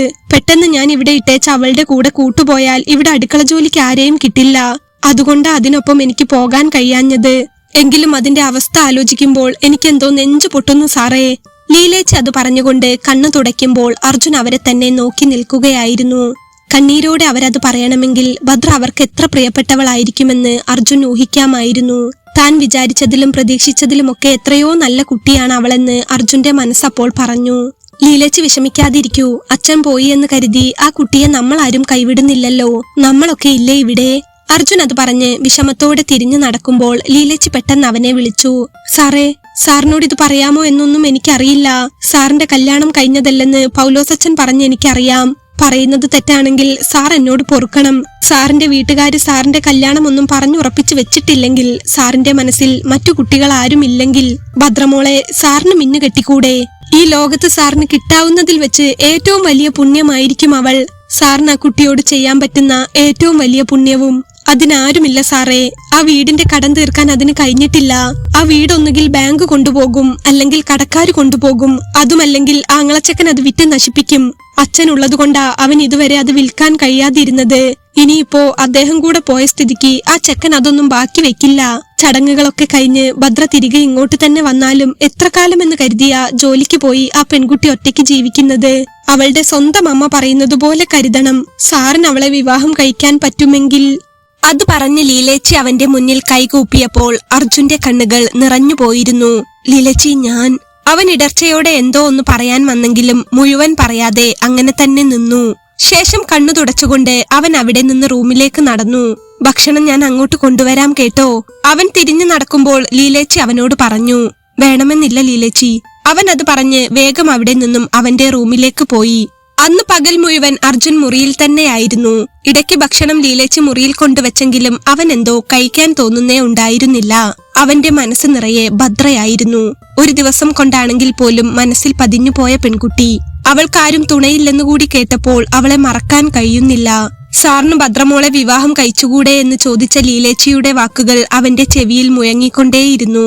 മനസ്സ് നിറയെ അവളുടെ ചിന്തകളുമായി അവൻ അന്ന് മുഴുവൻ കഴിച്ചുകൂട്ടി. പൗലോസച്ചനെ വിളിച്ച് വിവരം അന്വേഷിക്കണമെന്നുണ്ടായിരുന്നെങ്കിൽ പോലും ചടങ്ങുകളെല്ലാം കഴിഞ്ഞ് ഒന്ന് ഫ്രീ ആയിട്ട് വിളിച്ച് അന്വേഷിക്കാമെന്ന് കരുതി അവൻ അങ്ങനെ കിടന്നു.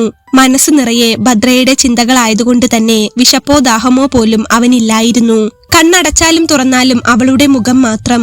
ഇന്നലെ രാത്രിയിൽ അവളോടൊപ്പം ഓഫീസ് റൂമിൽ ചെന്നതും തുണിക്കവറുകളെല്ലാം അവിടെ വെച്ചു കഴിഞ്ഞപ്പോൾ അവളുടെ മുഖത്ത് കണ്ട നിഷ്കളങ്കമായ ചിരിയുമെല്ലാം അവന്റെ മനസ്സിലേക്ക് ഓടി വന്നു.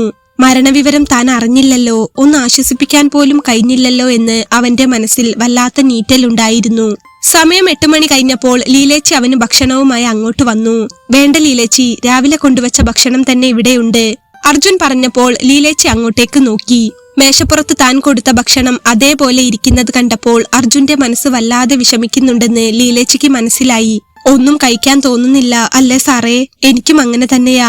ആ കുട്ടിയോട് ഒരു നേരം ഒന്ന് മിണ്ടി തുടങ്ങിയാൽ പിന്നെ അവളുടെ മുഖം മനസ്സിൽ നിന്ന് പോകില്ല. ഒന്നും കഴിക്കാതിരുന്നിട്ട് കാര്യമില്ലല്ലോ സാറേ. വെറുതെ ചിന്തിച്ചു കൂട്ടി നമ്മുടെ തടി കേടാവുമെന്നല്ലാതെ എന്താ പ്രയോജനം?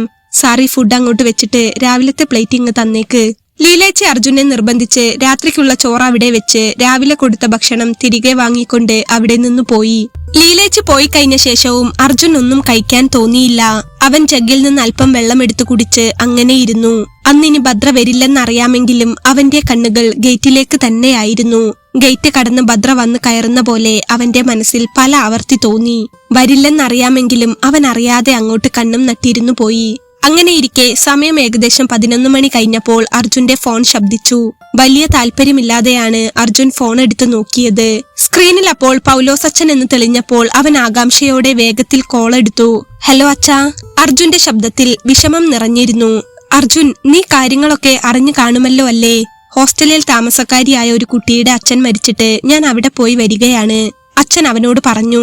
അറിയാമച്ചാ, എനിക്ക് ആ കുട്ടിയെ പരിചയമുണ്ട്. പോരാത്തതിന് ലീലേച്ചി കാര്യങ്ങളൊക്കെ പറഞ്ഞു. അർജുൻ അച്ഛനോട് പറഞ്ഞു. ആ, നീ കണ്ടിരുന്നോ അവളെ? 10-20 കുട്ടികളുള്ളത് കൊണ്ട് നിനക്ക് ആളെ അറിയില്ലെന്നാ ഞാൻ കരുതിയത്. നിനക്കറിയാമോ ഭദ്രയെ? അച്ഛൻ അവനോട് ചോദിച്ചു. അറിയാമച്ചാ, ഞാൻ പരിചയപ്പെട്ടിരുന്നു. പിന്നെ ബാക്കി കാര്യങ്ങളൊക്കെ ലീലേച്ചി വഴി അറിഞ്ഞു. അവിടുത്തെ കാര്യങ്ങളൊക്കെ കഴിഞ്ഞ് അച്ഛൻ തിരിച്ചെത്തിയോ? അർജുൻ അപ്പോൾ അച്ഛനോട് ചോദിച്ചു. അർജുൻ മോനെ, അത് പറയാൻ കൂടിയാ ഞാൻ വിളിച്ചത്. നീ കരുതുന്ന പോലെ ഒന്നുമല്ല മോനെ കാര്യങ്ങൾ. പറയുമ്പോൾ പൗലോസ് അച്ഛന്റെ സ്വരം ഇടറുന്നുണ്ടായിരുന്നു. അത് കേട്ടതും അർജുൻ ആകാംക്ഷയോടെ കട്ടിലിൽ നിന്ന് എഴുന്നേറ്റു. എന്താ അച്ഛാ, എന്തെങ്കിലും പ്രശ്നം? അവൻ അച്ഛനോട് വീണ്ടും ചോദിച്ചു. ആ കുട്ടിയുടെ കാര്യങ്ങൾ ലീല നിന്നോട് എത്രത്തോളം പറഞ്ഞിട്ടുണ്ടെന്ന് എനിക്കറിയില്ല. പക്ഷേ അതിന്റെ കാര്യം വലിയ കഷ്ടമാണ്. വീടാണെങ്കിൽ മുഴുക്കടത്തിലാണ്. ഏതു സമയം ജപ്തി നടക്കുമെന്നറിയില്ല. വീട് വിറ്റാൽ ബാങ്കിൽ അടയ്ക്കാനുള്ളതെല്ലാം കിട്ടും. ബാക്കി പൈസ വേണമെങ്കിൽ സേവ് ചെയ്യുകയും ചെയ്യാം. പക്ഷേ അത് അവളുടെ ആങ്ങള ഒരുത്തൻ സമ്മതിക്കില്ല. അവന്റെ കണ്ണു മുഴുവൻ ആ വീട്ടിലും സ്വത്തിലുമാണ്. അതെങ്ങനെയെങ്കിലും വിറ്റ് നശിപ്പിച്ച് കുടിച്ചു കൂത്താടണം. ഭദ്രയ്ക്ക് കൂടെ അവകാശപ്പെട്ടതായതുകൊണ്ട് അവൻ അത് കൈമാറ്റം ചെയ്യണമെങ്കിൽ ഇവളുടെ ഒപ്പു വേണമല്ലോ. അച്ഛന്റെ ശവമെടുക്കാൻ കാത്തു നിൽക്കാതെ അവൻ അവിടെ പ്രശ്നങ്ങൾ തുടങ്ങി. അച്ഛൻ മരിച്ചൊരു താങ്ങാവേണ്ട സമയത്ത് പോലും അവൻ ആ കുട്ടിയെ ഉപദ്രവിക്കാനാ നോക്കുന്നത്. അത് കേട്ടതും അർജുൻ ഒന്ന് ഞെട്ടിപ്പോയി. ഉപദ്രവിക്കാനോ? ഇന്ന് മരണവീട്ടിൽ വെച്ചോ? അർജുൻ അച്ഛനോട് ചോദിച്ചു. അതെ മോനെ, ആ പയ്യൻ അത്ര അപകടകാരിയാണ്. അച്ഛന്റെ സമ്പാദ്യമെല്ലാം ഭദ്രയ്ക്ക് കൊടുക്കാതെ അവന് കൈക്കലാക്കാൻ വേണ്ടി അവൻ ചിലപ്പോൾ അവളെ കൊന്നു കളഞ്ഞേക്കുമെന്ന് തോന്നിയപ്പോൾ ഞാൻ അവളെ അവിടെ നിർത്തിയില്ല. ബന്ധുക്കാരും സ്വന്തക്കാരും എല്ലാവരും അടുത്ത വീടുകളിലുണ്ട്. പക്ഷേ രാത്രി എങ്ങാനും അവനൊരു കത്തിയെടുത്ത് കുത്തിയാൽ കഴിഞ്ഞില്ലേ കാര്യം. പിന്നെ നമ്മൾ മുകളിലോട്ട് നോക്കിയിട്ട് കാര്യമുണ്ടോ? ചടങ്ങും വിശ്വാസവും ഒക്കെ അവളുടെ ജീവനേക്കാൾ വലുതല്ലല്ലോ. അതുകൊണ്ട് ചടങ്ങുകളൊക്കെ ഇവിടെ നിന്ന് ചെയ്യാമെന്ന് പറഞ്ഞ് ഞാൻ അവളെ നിർബന്ധിച്ച് ഇങ്ങോട്ട് കൂട്ടിക്കൊണ്ടുവന്നു. അവൾ ഇപ്പോൾ ഇവിടെ പള്ളിമേടയിലുണ്ട്. അച്ഛൻ പറയുന്നത് കേട്ടപ്പോൾ അർജുന്റെ ശരീരമാകെ വിറയ്ക്കാൻ തുടങ്ങി. ഒപ്പം ഭദ്രയെക്കുറിച്ച് ആലോചിക്കുമ്പോൾ അവന്റെ കണ്ണ് നിറയാനും.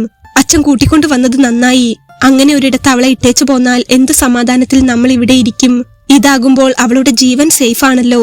ചടങ്ങുകളും വിശ്വാസങ്ങളും ഒക്കെ അത് കഴിഞ്ഞല്ലേ ഉള്ളൂ. അർജുൻ പറഞ്ഞപ്പോൾ അച്ഛൻ അതൊന്ന് മൂളി കേട്ടു. പിന്നെ ഞാൻ വിളിച്ചത് വേറൊന്നിനുമല്ല അർജുൻ. ഇന്നുവരെ ഞാൻ പറയുന്നതെല്ലാം നീ അനുസരിച്ചിട്ടുണ്ട്. ഇപ്പോൾ അവിടെ ലേഡീസ് ഹോസ്റ്റലിൽ നിനക്ക് ഇഷ്ടമില്ലാതെ ആണെങ്കിലും കുറച്ചു ദിവസത്തെ ഡ്യൂട്ടിക്ക് നീ പോകാമെന്നേറ്റതും ഞാൻ പറഞ്ഞതുകൊണ്ട് മാത്രമാണെന്ന് എനിക്കറിയാം. ആ ഒരു അധികാരം വെച്ച് പറയുകയാണെന്ന് തോന്നരുത് കേട്ടോ.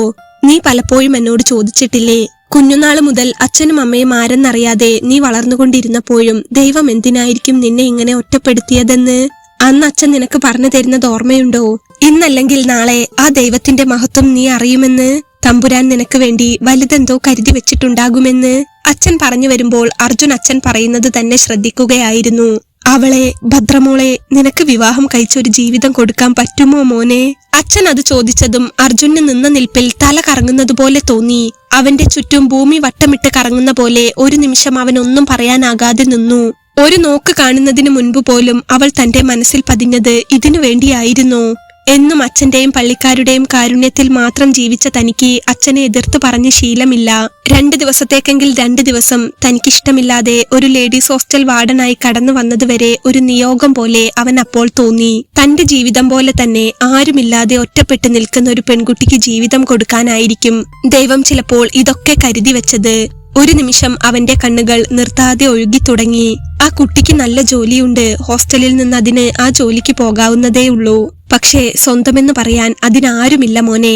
വിശ്വസിച്ചതിനെ ഏൽപ്പിക്കാവുന്ന മറ്റൊരു കൈകളും ഞാൻ കാണുന്നുമില്ല. തമ്പുരാൻ എന്റെ മനസ്സിൽ തോന്നിക്കുന്നത് പോലെ എനിക്ക് നിന്റെ മുഖമാ ഓർമ്മ വരുന്നത്. നിന്റെ കയ്യിൽ ഏൽപ്പിക്കട്ടെ ഞാൻ അവളെ. അച്ഛൻ ചോദിക്കുമ്പോൾ അത്രയും അർജുന്റെ മറുപടി മൗനമായിരുന്നു.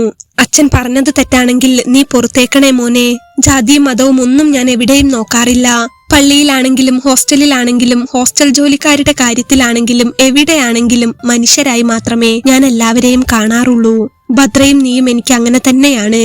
എന്റെ സ്വന്തം മക്കളായിട്ടാണ് ഞാൻ നിങ്ങളെ 2 പേരെയും കാണുന്നത്. ആ ഹോസ്റ്റലിലുള്ള എല്ലാ പെൺകുട്ടികളെക്കാളും കൂടുതൽ ഒരിഷ്ടം എനിക്ക് അവളോടുണ്ടെന്ന് തന്നെ നീ കൂട്ടിക്കോളൂ. നിന്നെ സ്നേഹിക്കുന്നത് പോലെ തന്നെ, ചിലപ്പോൾ നിന്നേക്കാൾ ഒരു പടി മുകളിൽ. അതാ കുട്ടിയുടെ അവസ്ഥ കൊണ്ടും സ്വഭാവം കൊണ്ടും തോന്നിയ ഇഷ്ടം തന്നെയാണ് കേട്ടോ. അവളെ ഞാൻ നിനക്ക് കൈപിടിച്ചു തന്നാൽ നീ നോക്കില്ലേ അവളെ? അച്ഛൻ അർജുനോട് വീണ്ടും ചോദിച്ചു. അച്ഛാ, അത് എനിക്ക് അവളെ ഇഷ്ടമാണ്. കാര്യങ്ങളൊക്കെ ലീലേച്ചി പറഞ്ഞറിഞ്ഞപ്പോൾ തന്നെ ഒരിഷ്ടം തോന്നിയിരുന്നു. എനിക്കും ആരുമില്ലാത്തതല്ലേ അച്ഛാ? അച്ഛൻ അറിയാമല്ലോ, ഞാൻ വിവാഹം കഴിച്ചോളാം. ഒരാപത്തും വരാതെ ആർക്കും ദ്രോഹിക്കാൻ ഇട്ടുകൊടുക്കാതെ ഞാൻ പൊന്നുപോലെ നോക്കിക്കോളാം. ചെറുതാണെങ്കിലും സ്വന്തമെന്ന് പറയാൻ എനിക്കൊരു വീടുണ്ടല്ലോ, അവിടേക്ക് കൂട്ടിക്കൊണ്ടുപോയിക്കോളാം ഞാൻ. സ്വരമിടറിക്കൊണ്ട് അർജുൻ അത് പറയുമ്പോൾ മറുവശത്ത് പൗലോസ് അച്ഛന്റെ മനസ്സിൽ ഒരു ഐസ് കട്ട വീഴുന്ന പോലെ സമാധാനം തോന്നി. നീ നല്ലവനാ മോനെ, എനിക്കറിയാം. നിന്നേക്കാൾ യോഗ്യനായ മറ്റൊരുത്തന്റെ കയ്യിൽ അവളെ ഏൽപ്പിക്കാൻ എനിക്കാവില്ല. അവൾ ആകെ തകർന്നിരിക്കുകയാണ്. ശവമടക്ക് കഴിഞ്ഞു കൂട്ടിക്കൊണ്ടുവരുമ്പോൾ ഏറ്റവും സുരക്ഷിതമായ കയ്യിൽ ഏൽപ്പിക്കാം എന്നൊരു വാക്ക് ഞാൻ അവൾക്ക് കൊടുത്തിരുന്നു. അതെനിക്ക് ആ കുട്ടിയോട് പാലിക്കാൻ കഴിഞ്ഞു. നിന്നേക്കാൾ സുരക്ഷിതമായ മറ്റൊരാൾക്ക് അവളെ ഏൽപ്പിക്കാൻ എനിക്കാകില്ല. ദൈവം അനുഗ്രഹിക്കും 2 പേരെയും. ഇത്ര നാളും 2 പേരും അനുഭവിച്ച കഷ്ടമൊക്കെയും ഇതിനു വേണ്ടിയായിരിക്കും. പൗലോസച്ചൻ പറയുമ്പോൾ ആരുമില്ലാതിരുന്ന അർജുന്റെ കണ്ണുകൾ നിർത്താതെ ഒഴുകുകയായിരുന്നു. അച്ഛാ, അർജുൻ അപ്പോൾ അവന്റെ സംസാരം ഒന്ന് പെട്ടെന്ന് നിർത്തി. ഞാനൊന്ന് വന്ന് കണ്ടോട്ടെ അവളെ. നേരം പുലരുന്നവരെ കാത്തിരിക്കാനുള്ള ക്ഷമയില്ലാത്തതുകൊണ്ടാ. ഞാൻ ഒന്ന് കണ്ടിട്ട് പോന്നോളാം. ഈ സമയത്ത് അവിടെ വരുന്നത് കൊണ്ട് എന്തെങ്കിലും പ്രശ്നമുണ്ടോ? അർജുൻ അച്ഛനോട് ചോദിച്ചു. അച്ഛൻ ഒരു നിമിഷം എന്തോ ഒന്ന് ആലോചിച്ചു. പ്രശ്നമൊന്നുമില്ല, അതൊന്നും നീ നോക്കണ്ട. നീ വാ മോനെ. ഞാൻ പറഞ്ഞല്ലോ, തകർന്ന് തരിപ്പണമായിരിക്കുകയാ അവള്. നിന്റെ വാക്കുകൾക്ക് അവൾക്കൊരു സ്വാന്തനം കൊടുക്കാൻ കഴിയുമെങ്കിൽ അതിലും വലിയൊരു കാര്യമില്ല. ഒരു നിമിഷമെങ്കിൽ ഒരു നിമിഷം നേരത്തെ നീ ഇങ്ങു വാ. അച്ഛൻ പറഞ്ഞപ്പോൾ അർജുൻ സന്തോഷത്തോടെ ഫോൺ വെച്ചു. വേഗത്തിൽ അവന്റെ കണ്ണു തുടച്ചു. പൗലോസച്ചൻ അല്ലെങ്കിലും അങ്ങനെയാണ്. കർശനമായി നിയമമോ നിബന്ധനകളോ ഒന്നും നോക്കാറില്ല. മറ്റുള്ളവരുടെ മനസ്സിന് ആശ്വാസം കൊടുക്കാൻ അച്ഛനെ കൊണ്ട് എന്താവുമോ അതൊക്കെ ചെയ്യാറുണ്ട്. അതുകൊണ്ടായിരിക്കും തന്നോടിപ്പോൾ തന്നെ വരാൻ പറഞ്ഞതും. അർജുൻ മറ്റൊന്നും ആലോചിക്കാതെ ഹാങ്കറിൽ നിന്നും അവന്റെ ഒരു കറുപ്പ് ഷർട്ട് എടുത്തിട്ട് ബൈക്കിന്റെ കീയും എടുത്ത് റൂം പൂട്ടി പുറത്തേക്കിറങ്ങി. വളരെ പെട്ടെന്ന് തന്നെ അവന്റെ ബൈക്ക് പള്ളിയുടെ മുറ്റത്ത് വന്നു നിന്നു. പള്ളിയിൽ അപ്പോൾ എങ്ങും ലൈറ്റ് ഓഫ് ആയിട്ടുണ്ടായിരുന്നില്ല. പള്ളിവാതിൽക്കൽ തന്നെ അവനെയും കാത്ത് പൗലോസച്ചൻ നിൽപ്പുണ്ടായിരുന്നു. അർജുൻ വേഗം ബൈക്കിൽ നിന്നിറങ്ങി അച്ഛൻ അരികിലേക്ക് ചെന്നു. വാ മോനെ, അവൾ അപ്പുറത്ത് ഓർഫൻ കുട്ടികളുടെ ബ്ലോക്കിലാണ്, ഞാൻ കാണിച്ചു തരാം. അച്ഛൻ പറഞ്ഞപ്പോൾ അർജുൻ അച്ഛനൊപ്പം ചെന്നു. പള്ളിമേടയിൽ അനാഥ കുട്ടികൾ താമസിക്കുന്ന പള്ളിയോട് ചേർന്നുള്ള താമസ സ്ഥലത്തേക്കാണ് പൗലോസച്ചൻ അവനെയും കൂട്ടിപ്പോയത്. അവിടുത്തെ നീളൻ വരാന്തയിൽ എത്തിയപ്പോൾ അച്ഛൻ അവിടെ ഉണ്ടായിരുന്ന ഒരു റൂം ചൂണ്ടിക്കാണിച്ചുകൊണ്ട് അർജുനോട് പറഞ്ഞു. ഭദ്ര ഇതിനകത്തുണ്ട്, മോൻ ചെന്ന് സംസാരിക്കേ. അവൾക്ക് സമ്മതമാണെങ്കിൽ എത്രയും പെട്ടെന്ന് തന്നെ നമുക്ക് നിങ്ങളുടെ കെട്ട് നടത്താം. നീ ചെന്ന് സംസാരിച്ചോളൂ. ഞാൻ ഇവിടുത്തെ കാര്യങ്ങൾ നോക്കുന്ന സ്റ്റെല്ലയോട് പറഞ്ഞിട്ടുണ്ട്. മറ്റു പ്രശ്നങ്ങളൊന്നുമില്ല. നീ സംസാരിച്ചു കഴിഞ്ഞു വന്നാൽ മതി, ഞാൻ പള്ളിയിൽ ഉണ്ടാകും. അച്ഛൻ അത് പറഞ്ഞ് അവനെ നോക്കി ചിരിച്ചു. അർജുന്റെ കണ്ണുകളിൽ അപ്പോഴും കണ്ണുനീർ വറ്റിയിട്ടുണ്ടായിരുന്നില്ല. ഈറനണിഞ്ഞ കണ്ണുകളോടെ തന്നെ അവൻ അച്ഛനോട് തലയാട്ടി. അത് പറഞ്ഞ് അച്ഛൻ അവിടെ നിന്ന് തിരിഞ്ഞു നടന്നപ്പോൾ അർജുന്റെ നെഞ്ചെടുപ്പ് വല്ലാതെ കൂടാൻ തുടങ്ങി. അവളെ കാണാനുള്ള ആഗ്രഹം കൊണ്ടും സ്വാന്തനിപ്പിക്കാനുള്ള ആവേശം കൊണ്ടുമാകണം അർജുൻ മറ്റൊന്നും ആലോചിക്കാതെ വേഗം തന്നെ വാതിലിൽ മുട്ടി. പെട്ടെന്ന് വാതിലിൽ മുട്ടുകേട്ടതും കട്ടിലിൽ കമഴ്ന്നു കിടക്കുകയായിരുന്ന ഭദ്ര ഒരു നിമിഷം അങ്ങോട്ടേക്ക് ശ്രദ്ധിച്ചു. കരഞ്ഞു കരഞ്ഞ് അവളുടെ കൺപോളകൾ ആകെ വീങ്ങിയിരുന്നു. മുഖമാകെ വാടി എന്തോ ഒരവസ്ഥയിലെത്തിയിരുന്നു. കരയാൻ കണ്ണുനീരില്ലാതെ, വിയർത്തൊലിക്കാൻ വിയർപ്പുതുള്ളി പോലുമില്ലാതെ അത്രമേൽ ഭ്രാന്തമായ ഒരവസ്ഥയിലായിരുന്നു അവൾ. ഈ ഭൂമിയിൽ ജീവിതത്തിൽ ആരും തുണയില്ലാതെ ഒറ്റപ്പെട്ടു പോകുന്ന അങ്ങനെ ഒരവസ്ഥയിൽ അവൾ അങ്ങനെ വാതിൽക്കലേക്ക് ശ്രദ്ധിച്ചുകൊണ്ടിരിക്കുമ്പോൾ വീണ്ടും വാതിലിൽ മുട്ടുകേട്ടു. പൗലോസച്ചനോ കുട്ടികളെ നോക്കുന്ന സ്റ്റെല്ല ചേച്ചിയോ അല്ലാതെ ആരും അങ്ങോട്ട് വരില്ല എന്ന് അവൾക്കറിയാമായിരുന്നു. അവരാരെങ്കിലും ആയിരിക്കുമെന്ന് കരുതി അവൾ പതിയെ ചെന്ന് വാതിൽ തുറന്നു. വാതിൽ തുറന്നപ്പോൾ അവൾ കാണുന്നത് തന്റെ മുന്നിൽ നിൽക്കുന്ന അർജുനെയാണ്. ആ സമയത്ത് അർജുനെ അവിടെ കണ്ടതും അവൾ ഒന്ന് ഞെട്ടി. ആകെ വാടി ക്ഷീണിച്ച് തളർന്നു പോയ അവളെ കണ്ടതും അർജുനും ആകെ വല്ലാതെയായി. സാറെന്താ ഇവിടെ ഈ സമയത്ത്? ഇടറുന്ന സ്വരത്തോടെ അവൾ അർജുനോട് ചോദിച്ചു. അർജുൻ അപ്പോൾ അവളുടെ കണ്ണുകളിലേക്ക് തന്നെ നോക്കുകയായിരുന്നു. ഞാൻ പൗലോസച്ചൻ പറഞ്ഞിട്ട് വന്നതാ. ഭദ്രയുടെ അച്ഛൻ മരിച്ച കാര്യം രാവിലെ ലീലേച്ചി പറഞ്ഞപ്പോഴാണ് ഞാൻ അറിഞ്ഞത്. ഇപ്പൊ പോയി വന്നപ്പോൾ പൗലോസച്ചൻ എന്നെ വിളിച്ചിരുന്നു. ഭദ്ര ഇവിടെ ഉണ്ടെന്ന് പറഞ്ഞു. എന്നോടൊന്ന് വന്ന് കാണണമെന്ന് പറഞ്ഞു. ഞാൻ വന്നത്. ബാക്കി പറയാൻ അർജുൻ ശ്രമിച്ചെങ്കിലും അവന് വാക്കുകൾ കിട്ടുന്നുണ്ടായിരുന്നില്ല. ഭദ്രയുടെ കണ്ണിൽ നിന്നും അപ്പോൾ കണ്ണുനീർ ഒഴുകുന്നുണ്ടായിരുന്നു. ഇന്നലെ രാത്രി പോകുമ്പോൾ സാറിനോട് പറയാൻ വരണമെന്ന് കരുതിയിരുന്നതാ. പക്ഷേ അങ്ങനെ ഒരു അവസ്ഥയിലായിരുന്നില്ല. എല്ലാം പെട്ടെന്നായിരുന്നു. എന്റെ അച്ഛൻ. ബാക്കി പറയാൻ വരുമ്പോഴേക്കും അവൾ പൊട്ടിക്കരഞ്ഞു പോയിരുന്നു. ഭദ്ര കരയാതിരിക്കൂ, പൗലോസച്ചൻ എന്നോടെല്ലാം പറഞ്ഞു. ഭദ്രയുടെ അവസ്ഥ എന്താണെന്ന് എനിക്ക് മനസ്സിലാകും. ജീവന് തുല്യം സ്നേഹിച്ചവർ പെട്ടെന്ന് ഭൂമിയിൽ ഇല്ലാതാകുമ്പോൾ ആർക്കും പിടിച്ചു നിൽക്കാനാകില്ല. അങ്ങനെ സ്നേഹിക്കാൻ പോലും സ്വന്തമോ ബന്ധമോ ഒന്നുമില്ലാതിരുന്നവനാ ഞാൻ. അച്ഛനും അമ്മയും ആരാണെന്നറിയില്ല. പൗലോസച്ചന്റെ കാരുണ്യത്തിൽ പള്ളിമേടയിലാ ഞാൻ വളർന്നത്. അതുകൊണ്ട് തന്നെയാണ് അച്ഛൻ ഇപ്പോൾ എന്നെ ഭദ്രക്കരികിലേക്ക് പറഞ്ഞയച്ചത്. ഞാനുണ്ട് കേട്ടോ. ആരും ഭദ്രയെ ഒന്നും ചെയ്യില്ല. ഭദ്രയുടെ സഹോദരനോ ആർക്കും ഭദ്രയെ ഉപദ്രവിക്കാനൊന്നും പറ്റില്ല. സ്വന്തവും ബന്ധവും ഒന്നും എനിക്കില്ല. ഇവിടെ അല്പം മാറി ചെറിയൊരു വീടുണ്ട്. പിന്നെ പൗലോസച്ചൻ കഷ്ടപ്പെട്ട് പഠിപ്പിച്ചതുകൊണ്ട് തന്നെ പോലീസ് ലിസ്റ്റിലുണ്ട്. അടുത്ത മാസം ട്രെയിനിങ് തുടങ്ങും. അതിനിടയ്ക്ക് കുറച്ചു ദിവസത്തേക്ക് ഹോസ്റ്റലിൽ ഡ്യൂട്ടിക്ക് വന്നു എന്നേ ഉള്ളൂ. ഭദ്രയ്ക്ക് ഇഷ്ടമാണെങ്കിൽ ഞാൻ ഭദ്രയെ വിവാഹം കഴിച്ചോളാം. ഭദ്രയെ നന്നായി നോക്കാൻ എനിക്ക് കഴിയും. പെട്ടെന്ന് അങ്ങനെ തുറന്നു പറയണമെന്ന് വിചാരിച്ചിരുന്നില്ലെങ്കിൽ പോലും അർജുൻ അറിയാതെ അത് പറഞ്ഞുപോയി. അപ്പോഴേക്കും അവന്റെ കണ്ണുകളും നിറഞ്ഞിരുന്നു. ഭദ്ര ഒരു ഞെട്ടലോടെ അവനെ തന്നെ നോക്കി നിൽക്കുകയായിരുന്നു. അപ്പോൾ അവൾക്ക് അവനോട് എന്തു പറയണമെന്ന് അറിയുന്നുണ്ടായിരുന്നില്ല. പെട്ടെന്ന് അവൾക്ക് മറുപടി പറയാൻ വാക്കുകൾ കിട്ടിയില്ല. ഭദ്ര വന്നെന്നറിഞ്ഞപ്പോൾ എനിക്ക് ഭദ്രയെ കാണാതിരിക്കാൻ പറ്റിയില്ല. അതുകൊണ്ടാണ് നേരം വെളുക്കാൻ പോലും കാത്തു നിൽക്കാതെ ഈ സമയത്ത് ഓടി വന്നത്. ഞാനുണ്ടാവും കേട്ടോ എന്നും. എന്നാൽ ഭദ്ര അപ്പോൾ അവനോടൊന്നും പറഞ്ഞില്ല. അവൾക്ക് സംസാരിക്കാൻ ഒന്നും തന്നെ ഇല്ലായിരുന്നു. ആ ഒരു അവസ്ഥയിൽ അർജുന്റെ വാക്കുകൾ കേട്ടപ്പോൾ അവൾക്ക് മറുപടി പറയാൻ വാക്കുകൾ കിട്ടുന്നുണ്ടായിരുന്നില്ല. അവൾ അവനോടപ്പോൾ എന്തൊക്കെയോ പറയാൻ ശ്രമിക്കുന്നത് പോലെ തോന്നിയപ്പോൾ അർജുൻ അവളുടെ തോളിലൊന്ന് പതിയെ കൈവച്ചു.